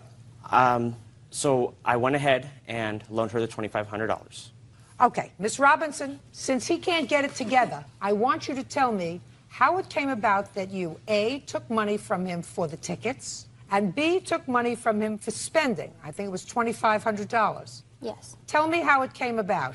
He told me he was going. I told him I couldn't go with him. He asked me to go. I said I want you to keep your voice up and speak slowly so that I can hear you. Okay. He said he was going to Europe on a backpacking trip. I said, I can't go with you. I was going to use the month to move out anyway. He said, go with me, go with me. You were going to use the what? I don't hear you. I want you to tell me how it came about that you took money from him for the tickets and took money from him for spending. The month that he was going, I said I'm going to move out and see where it goes from there. So look at me. I told him to let me know when he bought the tickets and I would make a decision because he kept asking and asking. So when I called him, he said he bought 2 tickets. I'd said no and he bought the ticket anyway. As far as money goes, I told him, well, I still don't have the money to go, and he offered to give me money for that too. We went to the bank together. He deposited it into my account. What's wrong with you? I listened to him, I guess. No, you didn't listen to him, I guess. If you were not happy with him and if you were moving out, why did you take all that money from him? Because... Because why? Because I thought he was doing a nice thing. He told me it was going to be a gift, and I believed him. And he told me he didn't want the money back. That's not my question to you. I'm talking about being a moral person. Let's say I believe you, which I'm not sure I do. Let's say I believe you. Why would you, since you knew that he was anxious for you to go, since you knew that he was anxious for you, perhaps not to break up this relationship that you had had for 7 months, why would you, knowing what you knew, take money from him? Because as soon as you came back, you broke up, right? Right? Before we got back, we broke up. Well, before, but you already got yourself there on his ticket, and you already had $2,500 of his money. Yeah. Well, that's wrong. I know. I know. I thought it was something that it wasn't, and I should have listened to my gut. I thought we had an understanding, and we didn't. What kind of understanding? We discussed it before, and we had the understanding that it wasn't going to be romantic, that we were both going to go our separate ways, and that it was a gift. Because I told him I couldn't go over and over, and he insisted that he wanted to do something nice for me. He called my dad and told him about it. He told my best friends about it. Knowing that we would break up, he told them that. And so I thought we had an understanding. I want to tell you something. If it doesn't make sense, it's usually not true. What nice thing had you done for him? I don't know. I was with him. I mean... Well, he was with you. You mean that's a gift that you were with him? We just had... What kind of spectacular thing do you have that other people don't have? Nothing. Huh? Nothing. Nothing? I didn't think so. I mean, what do you bring to the table that millions of other people don't bring? Why in the world would you think that he would invest a whole bunch of money in taking you away if he didn't think that by doing that, perhaps you could rekindle your relationship? That's what he did think. I know it is. Then you did the wrong thing by taking it, knowing that it wasn't going to work. I didn't... Okay. How much was the ticket? The ticket was $531. And how much cash did you give her? $2,500. Okay. Forget the incidentals. You're lucky we're going where we're going. Do you understand? I'm going to hear your counterclaim. And I must tell you, Miss Robb, other things to do today. You want your baby book back? I want my... Yes. Why did you take her baby book? The baby book was actually left. When she had moved out, she left everything that she did not want. A number of magazines, old shoes, etc. that she did not want. She just left them for me to clean up. I found them, and I did notify her that I had these items. She has not made any effort to pick them up for me, to send anyone to pick them up. I still have them. What are they? A baby book and a childhood photo album that I saved from the trash pile. Why did you leave them? That's not true. First of all, I got home and all my stuff was on the porch the same night we got back. He locked me out so that I couldn't get in and took my key. Everything that was on the porch, I took. Everything that wasn't mine, like the magazines, I left there, yeah, because he threw it all on the porch. So on what date? That would be the 19th, the night of the 19th, the night we got back. What else? He basically, after the breakup, I don't know what happened, but he became very different. He would show up at my work at least twice a week. And yes? Just and what? And just hover around. He would pull friends out of work and tell them about everything that happened between us. And oh, get over it. You owe him $3,031. Your counterclaim's dismissed. That's all. Linda Perez is accusing her ex-boyfriend, Joseph Delgado Jr., of damaging her car and breaking her finger. Ms. Perez, how long were you and Mr. Delgado together? A little over 5 years. You have no children together? No children. Records indicate that this is not the first lawsuit that you filed against Mr. It is not. Delgado. When did you separate from him? We separated in November of '03. I filed a lawsuit against him when I could find him. He was on the run. Is that around the time that you allege he both damaged your car, which is the subject of this lawsuit, and assaulted you, broke your finger? It is. After that happened, he left. You did not live together anymore. That's correct. Now, this is one lawsuit. How many lawsuits have you filed, not about this charge, against Mr. Delgado in total? Because our records indicate you have had other cases against him. For what? One's not resolved. Well, what is it about? A motorhome. I owned 3 houses, 4 cars, and a motorhome. And he took off with the motorhome. I gave him a car. And the other one has to do with tax issues. He hadn't filed taxes in 5 years. And the other one is the broken finger and the laptop. Just a second. If he hadn't filed taxes in how many years, what does that have to do with you? He contacted me to try and help him get it done, for my accountant to do it for him. When had he contacted you? May of '04. Did you lend him money, allegedly? I did. Has that case been resolved? That case has been resolved. In whose favor? I dropped the lawsuit because he was crying and pleading to drop the lawsuit that he would make a payment. Perez, in May of 2004, did you lend him money or allow him to use your account? I did not loan him money, but he was using my accountant that I'm in good standing with to do his taxes and didn't have a checkbook to pay him with. So I was taking on the debt because it was my accountant. Were you speaking to her in May of 2004? Yes, ma'am. We met with the accountant together on May 15th and signed my taxes. She had all my tax records. You met together? Yes, ma'am. And when you met together, did you have lunch before you went to the accountant? We met at a restaurant with the accountant. So on the way. I'm speaking. So you had lunch together? Yes, ma'am. When did you contact Ms. Perez prior to May of 2004? I had talked to her several times prior to that. Where were you when you contacted her? At the same home I'm at right now. I haven't moved or changed phone numbers. Did you see Ms. Perez at any time between November of 2003 and May of 2004? No, ma'am. Did not see her? No, ma'am. That is not true. That's not true? No. When did you see him? I gave him 30 days to remove his items from the house I was moving from San Diego to Los Angeles. He never took everything at one time and kept calling once a day to come pick something else up from the house. So that you went saw on through January 28th of '04. And I moved on February 26th of '04. Your Honor? Yes. I can show here where I have papers where I sold my house in Oceanside and it closed escrow on January 12th. I have here canceled checks and loan documents were on January 22nd. I was in Kansas City, already purchased another home. I haven't been back here. It's so fascinating to me because I'm gathering all kinds of information and you are taking positions, each of you, that is inconsistent with the position that you really want to take with regard to this lawsuit, just to fight with each other. No, ma'am, I'm not. I didn't turn. That's my position. Well, we're going to get there. Sorry. But what you're doing is you're not helping yourself because you're not thinking it through. Let me get there for you, Mr. Delgado. According to your complaint, Ms. Perez, sometime in November of 2003, at about the time that you separated, Mr. Delgado damaged your car. And after he damaged your car, about a week later, you got into an altercation and he assaulted you. You're going to tell me about those two things. Okay. Because that's what this lawsuit is about. So let's get there, and let's get there, Ms. Perez, quickly. The assault actually happened on October 3rd of 03. The last time I ever saw him again was November 18th of 03. Well, between October 3rd of 03 and November 18th, did you live together? No. Did you stay together? No. Tell me what happened on October 3rd, 2003. Okay. He used to work at a hotel chain and called me one day to bring 8 kids home. Their apartments were not ready yet. They were to be employed at the hotel he was working. I allowed him to bring these 8 kids home, and it turned into a fiasco for the next 2 weeks until the apartments were ready. I have evidence of what my house was like, what his behavior was like. I'm not interested. Could we get to the October 3rd, 2003? Come to find out, he was fooling around with one of the kids staying at my house and would come home daily in a combative mood, and subsequently threw a cell phone at my car out of anger and took my car drunk, pulled into the garage and ran over a hand dolly. I have pictures before he did that, after he did that. Was that on October 3rd? The last event was on October 3rd. That was prior to October. Talking about the car. The car was prior to October 3rd. Date?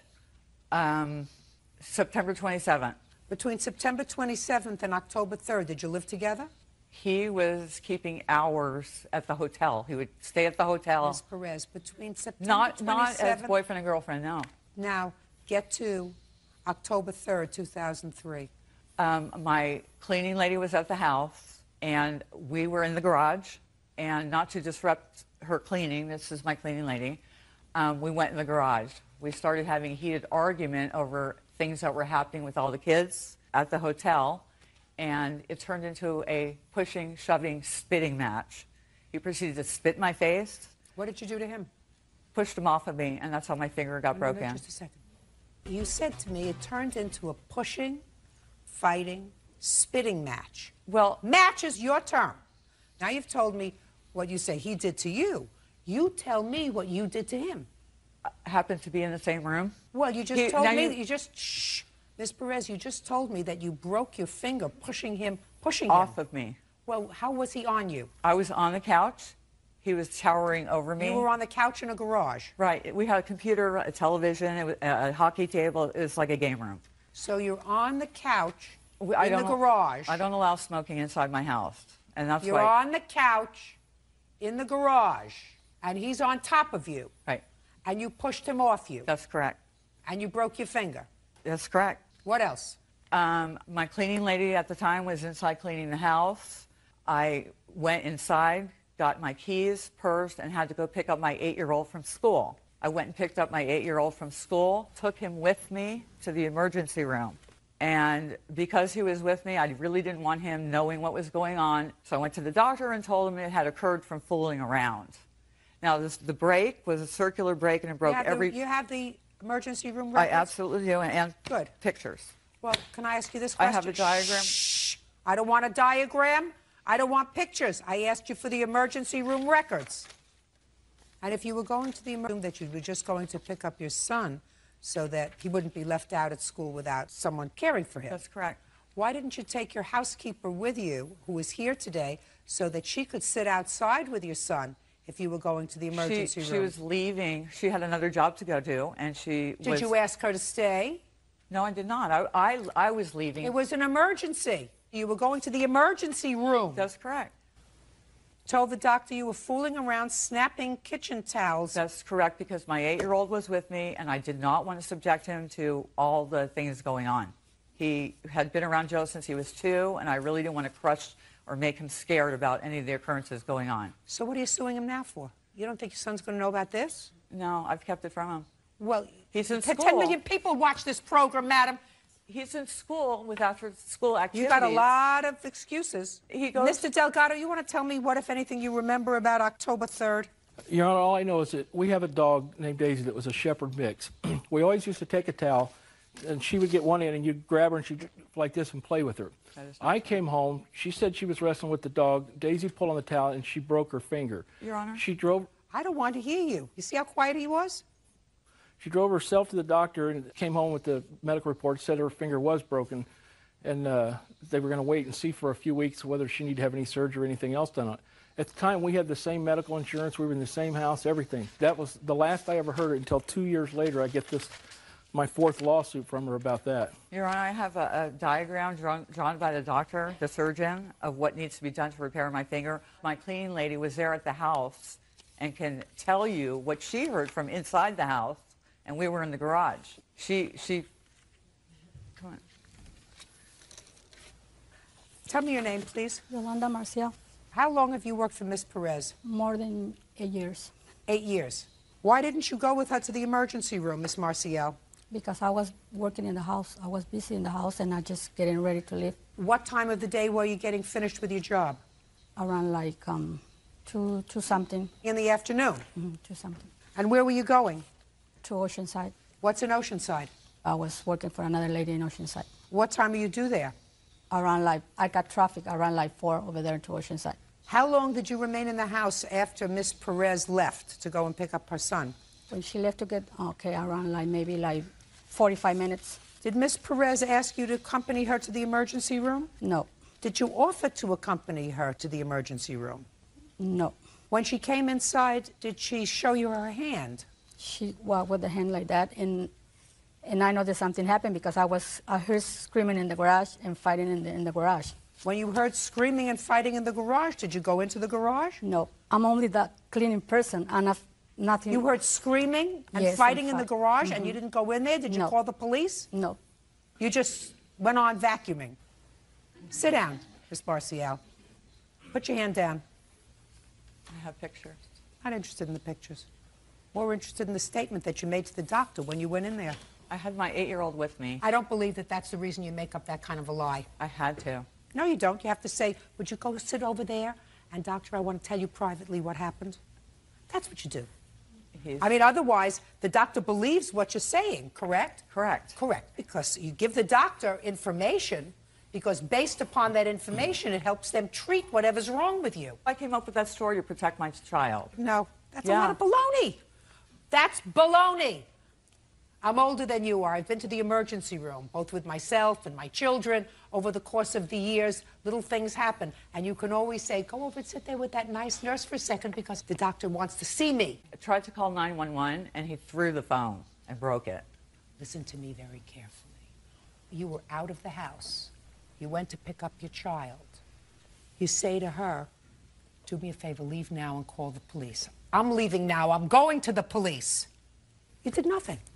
You did absolutely nothing except go to the emergency room on the 3rd for whatever reason and tell the doctor that you hurt yourself fooling around with a towel. I was protecting my child. You keep saying that, and I keep saying to you, I don't believe you.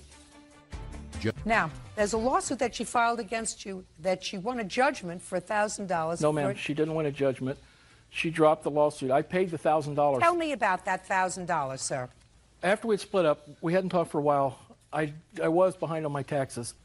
Finally, I called Linda a couple times and talked to her, and we kind of were in an amicable position where I said, listen, I need to file my taxes. So she agreed that she would give me my tax paperwork and everything back. Why did you leave without your tax paperwork? I left just about everything I had there. Why? Because we're just not getting along, and that was enough. When did you leave? I don't remember the exact date, but I was out of there by the end of October. So there came a time that you called her and said to her what? That I wasn't coming back. Taxes. Oh, taxes. Well, I had asked for this before I left California, you know, and I was not. Fine. So she said she'd give you your paperwork. And finally, in about April of 2004, and then what she's telling the truth about the accountant, we used her accountant, I have the paperwork here, and I flew out here on May 15th, 2004. We all three met. It was a respectable day. We didn't fight, nothing happened, we didn't argue. She brought the paperwork, she said. The accountant did the paperwork, and she did write the check for the $1,000, and I paid that back.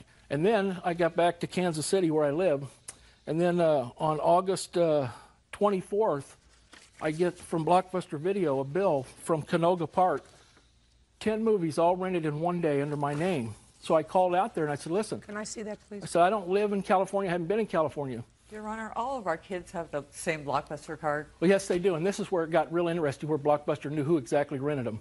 Because our kids before, both of our older boys, would go down and rent movies, and we had late fees, Linda and I went to Blockbuster and we put a password on our account. So in order to rent movies, you had to know that password. When I called this Blockbuster and said, I don't know this money, they said, yes, you're the primary person on the account, and the person that used that account used the password to get those movies. They rented all 10 of them one day and never brought one of them back. That was in August of 2004. And that's after all this. Sorry. Okay. Tell me about the return of the $1,000, sir. I took my credit card at Bank of America in Kansas City, and I went down and put that into her account. So what was the lawsuit about? I don't remember all there was a couple of things in there she was suing me for, but that was part of it. Immediately after I got back, she filed the lawsuit. I should have paid it quicker, but you know, I had told her, but we were in contact the whole time. She knew, and then I went down and paid it. Then I flew out here. Then the lawsuit got canceled after I'd flown all the way out here. Then I go back home. Then this happened. You know, it's like this card thing happened, this finger thing happened, but yet we're doing the taxes. We finally got the paperwork settled together. We meet at a restaurant to eat. You know what? You drop the lawsuit, I pay the money. She just said that. Then the Blockbuster thing happens out of no reason. 2 years later, I get 4 more lawsuits, and I'm going to fly back out here again. And at the time, the finger in the car insurance, we had even the same car insurance until December 12th. We never had any claims. We never had any problems. The health insurance that she went to the doctor with was my health insurance. Your Honor, he got fired from... I'm speaking. When did you file the lawsuit with regard to the taxes? September of 04. When did you drop that lawsuit? The end of September of 04. When did you file this lawsuit? October 27th, I believe. All right. Ms. Perez, I'm not going to totally annihilate you. I'm just going to do it very, very quickly because quite frankly, I have more important... I'm speaking! Your complaint says that the reason you didn't file this lawsuit sooner was because Joe went on the run and I was unable to locate him because he left the state. In September 2004, I was finally able to find him, and I immediately filed a small claims case against Joe for my car and assault damages.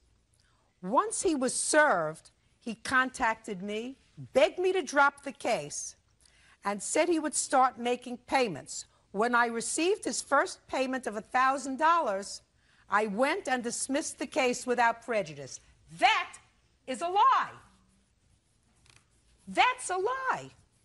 Because the case that you dismissed in September of 2004 had nothing to do with the car and the assault. I'm speaking. It had to do with the taxes, that he paid you the $1,000. So you dismissed that case. That's what you just told me. It wasn't solely the taxes. And you told me that you filed this case September 27th, 2005. Get over it. Put a period. He doesn't want to have anything to do with you anymore. It was 5 years out of your life. Move on.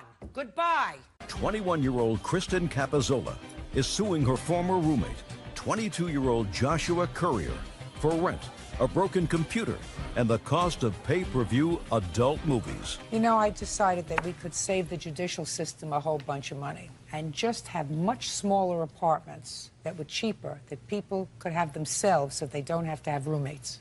And we would be able to save as a community fortunes of money because we wouldn't have all these cases. Then I would, however, be out of a job, and my children would be very unhappy. Ms. Capizzola, the defendant used to be your roommate. You claim he owes you some money. He owes you money for rent and utility bills, and he damaged your computer, and he downloaded porn on your computer, and it was very messy. Mr. Courier says, I'm cute. Aside from saying I'm cute, he says, well, he sort of ran into some difficulty, and he's going to explain it all to me. This is the girlfriend? That's a friend. This isn't the girlfriend that downloaded the porn on the computer. Nah. What do you do, Mr. Courier? I sell phones. Cell phones for whom? T-Mobile. How long have you been working for them? Like 2 months. How much do you make at T-Mobile? It's hourly, like $8 or $9 an hour. You take home a paycheck every couple of weeks. How much is your paycheck? Roughly $8.50. And who do you live with? I live by myself. What is this? I mean, is that a question or is that a statement? I live by myself. And how much rent do you pay? It's $6.50. You have a car? No. Have any other big expenses? No. Great. So you would say you're on your feet financially? Yes. Great. That's really good. Because one of the things that Ms. Capizzola says is that you told her you would pay her back for covering your rent when you got on your feet. Yes.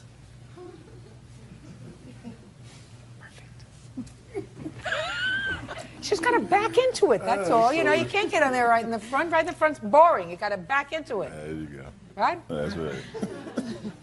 All right, Ms. Capizzola, when did you start to room with, and it was just a roommate, is that right? Yes. Just a roommate. The charming Mr. Courier. October of 2006, he contacted me looking for a place to stay. I offered mine and my mother's home, with her permission, of course. We lived together there for approximately 3 weeks and then signed a lease in mid-November to move out. How long had you known him? About 3 years. From where? We met at a party. You thought he was cute and nice? Yeah. He is. Yeah. He's just a mooch. Yeah. So, you moved into this place in November. Both of you signed the lease? Yes, we did. Now, he paid his rent for a while, and then according to No. him, he hit some hard times. The rent was never paid to begin with. The first month we were there, he mysteriously lost a money order, and I was forced to pay the entire months of that rent. How much was that? That was $320. But the next 2 months went well. He did Great. pay rent on time. Great. Well, that's what he says pretty much. Until April of 2007. Correct. What happened in April 2007? My check bounced. She called me and told me that it bounced when I was at work and that we need to figure out how we were going to pay it. And so showed up at the leasing. I don't know, like a week went by. She called me and told me. Get over, please. You know I'm getting older by the second. Okay, Did she cover your rent? in April? Yeah. No. You paid it. No. Who paid it? Nobody. How could you not pay rent? Did you pay the rent? Yes, I did. Of course she did. You mean the landlord says you're such a nice guy, I'm going to let you just breeze over? How much rent did you cover for him in April? For March and April, I covered $960. Total, I covered $1,600 and six. Now, according to you, you don't really deny this. In your answer, you said, I always paid my rent until April when I was having money issues. Kristen told me not to worry. She told me just to get back on my feet. Yes. Well, you're back on your feet, right? Yes. So you got to pay her the rent. I don't feel like I owe her the money because she told me not to worry about it. She said, sign yourself off the lease and then move out by the 1st. And I got the rest. And she was there. 1st of what? The 1st of May. 1st of May? Yeah. Well, we're talking about March and April. When I paid March rent, my check bounced. And April. Well, I understand that. And then April, I had like a couple days until rent was due, and that's when the check bounced. That's when she called me and said the check bounced. We're talking about rent for half the month when you first moved in, when you didn't have it, and for 2 months, Yeah. March and April, and you moved out in May. Is that right? Yes. That's all I'm talking about. Do you have proof that you paid that rent? No. And are you back on your feet? Yes. Perfect. Cute, but no cigar. What else do you want from him? I would like half of the Comcast bill that I paid for 5 months. The agreement was we wanted cable, we wanted internet, we wanted a phone, so... You should have turned it off. You should have turned it off. If he wasn't paying it and he was not being terribly responsible with money, then you should have turned it off. You don't need cable. Right. I would at least like to be reimbursed for the porn that was rented on our cable bill. Yes, sir. Now, who rented the porn? My ex-girlfriend. And your ex-girlfriend was your visitor? Yes. And did she watch this all by herself? Yes, I had no recollection that she was watching it. I Well, didn't how do you know it was her? She told me. But she told me she paid it, so I didn't. How much was the porn? $81.90. $1,681. Your guest? Your worries. What else? My computer that is no longer in commission. I had to purchase a new computer. My computer is basically totaled. My mom was there when it happened. Well, what happened? Him and one of his friends were downloading music, and the blue screen of death came on, and the computer never worked again. The permission to do that? He had my permission to be on the computer, yes. But I had no idea that viruses were being downloaded. And the second it happened, he told me, and he's like, I'll help you pay for half of it. What happened, sir?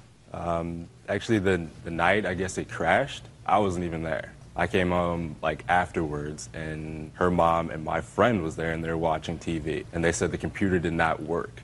And I said, okay, what happened? And they said it just crashed. And I said, okay. And then she was, like, blaming my friend. And then I was like, you know, that's not right. She downloaded music on it, too, so it doesn't matter. And that's why I was only suing for half. Did you? Yes. Forget it. All right, you all for the rent and you all for your girlfriend's porn. Judgment for the plaintiff in the amount of $1,681. Thank you. George Heath claims neighbor 17-year-old Marquise Peppers falsely accused him of being a pedophile and then assaulted him. Mr. Heath, Mrs. Coleman is your neighbor, and this is her son. Affirmative. Hmm? Affirmative. You are 17. Yes, ma'am. But large for your age. Yes. And it is your claim that Miss Coleman's son assaulted you. Assault and battery, ma'am. Depends on where you live. And you want to be compensated. And Miss Coleman and her son say that you started it, and he just finished it. So, your first name? Marquise. How long have you and Mr. Heath been neighbors? I don't know how long he's lived there, but I lived there for 2 years. How long have you been there, Mr. Heath? Since May of 2006. So a little less than a year. Affirmative. A year. Have you gotten along for that year that you've been living there? Up until recently. What happened recently, Mr. Heath? On April 25th of 2007, I was outside my door. Mr. Peppers was also outside his door. He was calling me a pedophile. He was saying I should never, never, never say the name of his little sister. I admit I may have started behavior that was more of an interest to a proctologist. But I don't know what you mean by that, sir. I was upset that being called a pedophile after 30 years of being a registered nurse here in California. So he was calling you names and told you never to mention the name of his sister. What did you say to him? Well, he challenged his authority by claiming that if I said the name of his sister one more time, that he would beat me down. Being that I was very upset because of the general rumor within the neighborhood of me being a pedophile, I did say her name. Her name is Sanji. And then what happened? I repeated it a few times as he So came you taunted closer. him. You were a grown-up. Yes, I was an angry You were a grown-up. grown-up. You were an angry grown-up. Yes. And he had called you a vile name. Quite, ahead. especially when I have no record anywhere. I understand you have no record anywhere. Okay. Got it. So you were taunting him, and what did he do? He pushed me, and then, you know. How did he push you, Mr. Heath? I do believe, I will take his word for it, that he belly bumped me. Okay. I turned to catch myself, and I was struck on the back. I cannot say exactly if it was him or his friend LJ, but I did sustain an injury to my back. Him? He was right next to him, shoulder to shoulder. So they both came over to you after you had repeated his sister's name several times. Affirmative. And he belly bumped you. When you turned around, somebody hit you in the back. Yes, well, turning around in that, I was trying to catch myself as I was falling. And as a result of that, were you injured? Yes, I have a report from my chiropractor that I have injuries from T6, that's thoracic spine vertebrae 6 to 7. These were significant enough for me not to be able to work for 2 months, which I have documentation from my employer of such. All right, Mr. Pep, let me hear you, sir. Yes, ma'am. On the day of that incident, the day before, we had got into like 2 days before we got into an argument. About what? I was sitting outside because my friends stayed next door to him. And I was sitting outside talking to them, and then my sister... Talking to whom? My friends that stay next door to him. And so I'm sitting outside, and then my mom calls me, and she sent my sister to come get me. And my sister comes, and she says, Marquise, your mom wants you. And then so he reaches over, and she's in between these stairs. He reaches over and pats her on the head. And I say, man, don't touch my sister. Why not? Because, like, I don't know what it is, but ever since he's moved there, I've been, like, you know, real uncomfortable around him. And he's, like, he acts real... you know, friendly and stuff towards kids, like, you know, little girls. And I just, with my sister, I keep, you know, I'm overprotective about my sister. And so... But he just touched her on the top of the head. I know, but it was like the way how he did it. Like, you know, he rubbed his hand through her hair. And like, you know, and I didn't like the way it happened, but I wasn't disrespectful to him. I just said, can you don't Fine, touch my you sister? said, don't touch my sister. That's all you said to him. Yeah, but as I said that, my mom walked out, and I told her what happened. And then so they got into an argument. Did you get into an argument, Miss Coleman, with him? As I walked out, I heard George yelling at my son, and all I heard was the end of the conversation. And I asked What him did you hear? He was calling my son ignorant and a pervert for saying what he said or whatever. Well, did you say anything to him? I said, don't touch my sister's head, and he called me a pervert because he said that I was looking at him as that, like, I don't know why he said it, but he just called me a pervert because I told him not to touch my sister. And then? That's when I came out. Yes. And I Right. heard them arguing, and my son said, George touched Sanji, and that's when I went to tell him he doesn't have to put his hands on her, do not touch her. Did your son tell you how he touched her? No, well, the thing. Well, why didn't you get that information, Miss Coleman? I did. When I came over, he said he touched Sanji on the head. And right then, when she said he touched Sanji, I just verbally told him, you know, to keep his hands off my daughter, and I asked my children to come into our yard. Okay, so that was a couple of days before. Yes, ma'am. And then what happened, Mr. Pepper? And then the day of the incident, we were outside. You know, we played basketball and all of that outside. And George comes out and was playing the guitar to the little girl in the window. And I was just sitting there. Playing a guitar? Yeah, playing Okay. a guitar and singing to her. But he's sitting there playing a guitar to her. And that's not my relative or anything, so I didn't say anything about that. And somehow he got into an argument with other kids that was on the block. And so they were arguing, and somehow they said to him something about, oh, you touch kids and stuff. And he was like, yeah, I touch a lot of kids. And he started naming off kids on the street, like girls and stuff that he's touched. And then he somehow said Sanji's name, my sister. And then so that was when I got into the conversation. And I asked him, I said, man, don't talk about my sister. Did you call him a pedophile? No, I've never called him a pedophile. Did you call him a pervert? No, I've never called him a pervert. What did you call him? I didn't call him anything. I just said, do not touch my sister. Okay, and what did he say to you? And he got into an argument with me, calling me a pervert and that I'm immature and stuff because I'm calling him out on stuff. And I'm like, you know, I didn't say anything. All I said was, don't touch my sister. And then so we're sitting here, we're arguing. And I stepped back, and my friend was with me also, and he was talking to him. He was like, there's no need for you to say her name. And I pulled him back, and George says it again. He was like, oh, what do you mean, Sanji? And I was like, don't say her name. And then so he takes off his glasses, and he untucks his shirt, and he steps up to me, and he says, what do you mean, Sanji? Sanji, Sanji? And so I had chest bumped him, and he, you know, it was like a fake stumble type, and he just stumbled back and hit the wall and purposely fell to the ground. And he made a lot of like weird noise and stuff that, you know, he could tell that it was being act.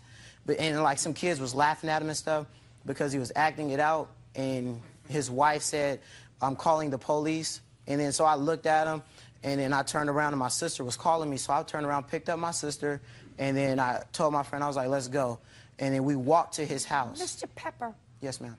What facts do you have that suggest to you that Mr. Heath's intentions with regard to the kids who play in the neighborhood, either singing to them or patting your sister on the head, is anything other than just genuine caring for children?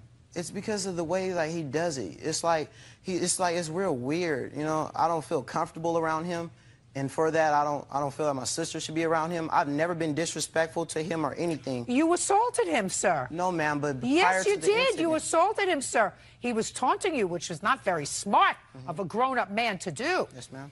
Not very smart to a big 17-year-old, you know, who certainly outweighs him and certainly outmuscles him.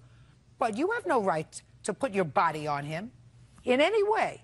You should have been smarter, sir. Yes, ma'am. Now, But I had to confront the lie. Mr. Heath, have you ever been arrested for a sexual offense on a child? No, ma'am. The next question is irrelevant, therefore, and you've never been convicted. Is that correct? No, ma'am. You have any children of your own? Yes, ma'am. We have 4 biological children and 1 foster child. How old is the foster child? She is 32. So you raised her. Affirmative. And your 4 children, how old are they?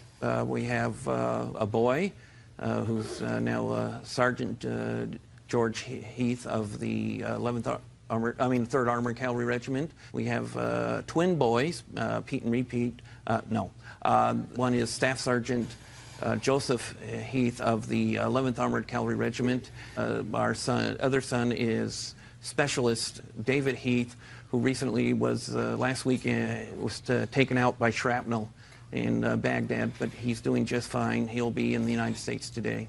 And then my daughter, Rebecca Heath, she's 23. She's a certified nurse's aide and a senior in health administration. Have any of these children visited your home? Yes. You live in your home with your wife? Yes. How long have you been married? 31 years, ma'am. Mr. Pepper. Yes, ma'am. We are supposed to rejoice in the differences among people in this country. That means that not everybody is made the same. I know that. Some people say affirmative rather than yes. Some people may appear to be, to you, a little peculiar, but that doesn't make them a pervert. No, ma'am, I've That never... doesn't make them strange. That wouldn't inspire me to say to somebody who's the father of 4 children, don't put your hands on my sister. Now, if you said to me that he hit her in the behind or tapped her in the butt, I would say, go over there and you can knock his lights out. But what you told me was he patted her on the head, and you just didn't like the way that looked. And you went outside, and all you heard was your son saying to you, he touched your daughter, and you blew. You didn't listen. I think that what you have to do is celebrate the differences amongst people, Mr. Pepper. You have perfect right to say to your daughter, listen, I don't want you to go over to neighbors, strangers, or whatever. Absolutely no business, despite the fact that Mr. Keith was not smart. Yes, ma'am. Has no right to go over there and chest bump him, belly bump him, or whatever other kind of bump him he did. His lawsuit asks for $1,700. He's going to get that. You have a counterclaim. Counterclaim is that he filed false charges against you with Child Protective Services. When did he file charges against you with Child Protective Services? Per the letter, it says on 5/2 that there was an investigation. And what makes you think that it was Mr. Heath who filed those charges? Okay, when we went to court for a restraining order, that was denied. Mr. Heath subpoenaed the CP. Who went to court for a restraining order? George filed a restraining order on me and my son. Well, he should have. Right. Your son used force against him. Right. Was it granted? No, they were both denied. Oh, that's ridiculous. In my judgment, it's ridiculous. What grounds do you have to file for an application for a protective order against Mr. Heath? Because when the incident happened, my daughter constantly goes over there, and it's like everywhere my daughter is, he's behind her. Like it's in a place that he goes across the street that my daughter plays at. He's never over there, never over there. But every time my daughter is over there, George is over there. You know what I'm saying? It's like it seems like everywhere my daughter is, I see George, normal places where he doesn't go. He's normally in his yard. Like he comes in my yard and uses the water hose. He was told by the judge, he was told by the police officers that he keeps calling on me to stay away from us. We were told to stay away from each other. I agreed. But he constantly, like if my daughter's in the yard, I don't let her out the yard because of the situation. I'll make her stay in the yard and ride the bike.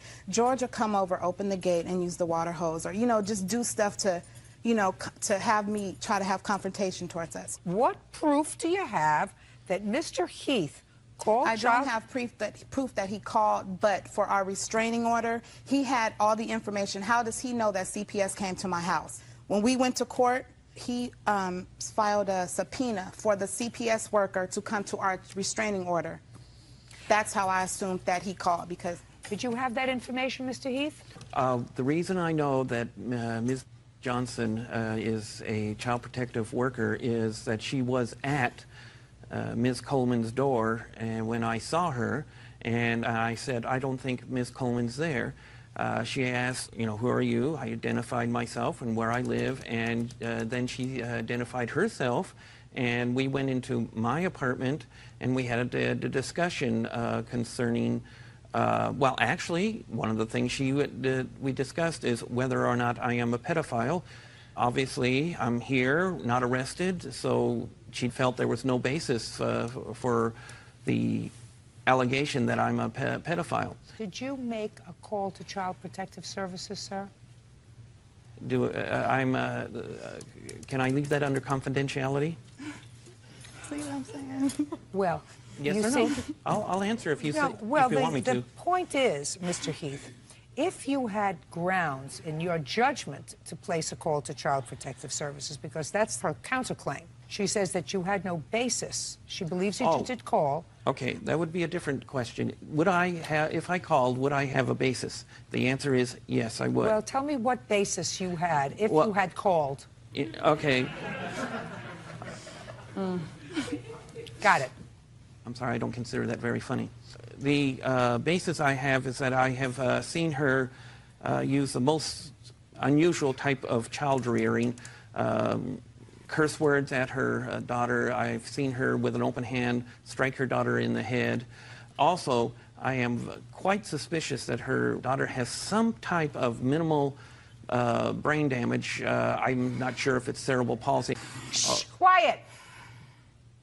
You can't be quiet, you'll leave. Do you understand? Good. Go ahead. I am not sure if it's cerebral palsy, or I'm not sure if it's attention deficit disorder, but I know she has fine motor coordination problems because one of the things I have done with the children is to plant a garden. And when Sanji came up to plant, she could not follow my simple instructions that I could get children half her age to do. So I am just... Put your hand down. Go ahead. I am quite concerned. I do know... Okay, so that would be the basis. If you had called... If I had called. If you had called, that would be the reason that you called. Affirmative. Go ahead. Okay. As far as me, the allegation was that I called my daughter the B word and I hit her with an open fist. My daughter is really, I would never, I do not use that word. I don't like that word. I don't like to be called that word because my mother called me that, and I would never call my children that, no matter how angry or what we were going through. So that's just ridiculous. And as far as me hitting my daughter with an open fist, there's just no... Open hand. Yeah, open hand. There's no way. I don't... You can ask my son. She doesn't even get in trouble. So I don't even know. Your counterclaim's denied. You owe Mr. Heath $1,700, which is what he's asking for this assault. Mr. Heath may be a peculiar man. He may not have exercised good judgment when he taunted you by repeating your sister's name. It doesn't give you license to put your hand or your body, and you have a big body, sir, on another human being. You have no right to do that. As I said, there is no indication today that Mr. Heath is anything other than maybe a slight bit odd. I resemble that remark. Right. But that's it. And we celebrate that kind of stuff in this country. You have an absolute right to say to your daughter, I don't want you to play with Mr. Heath. I don't want you alone with him. Don't go to his house. But you can't put your hands on him. Do you get it? Yes, ma'am. Judgment for the plaintiff in the amount of $1,700. That's all. Parties are excused. You may step out.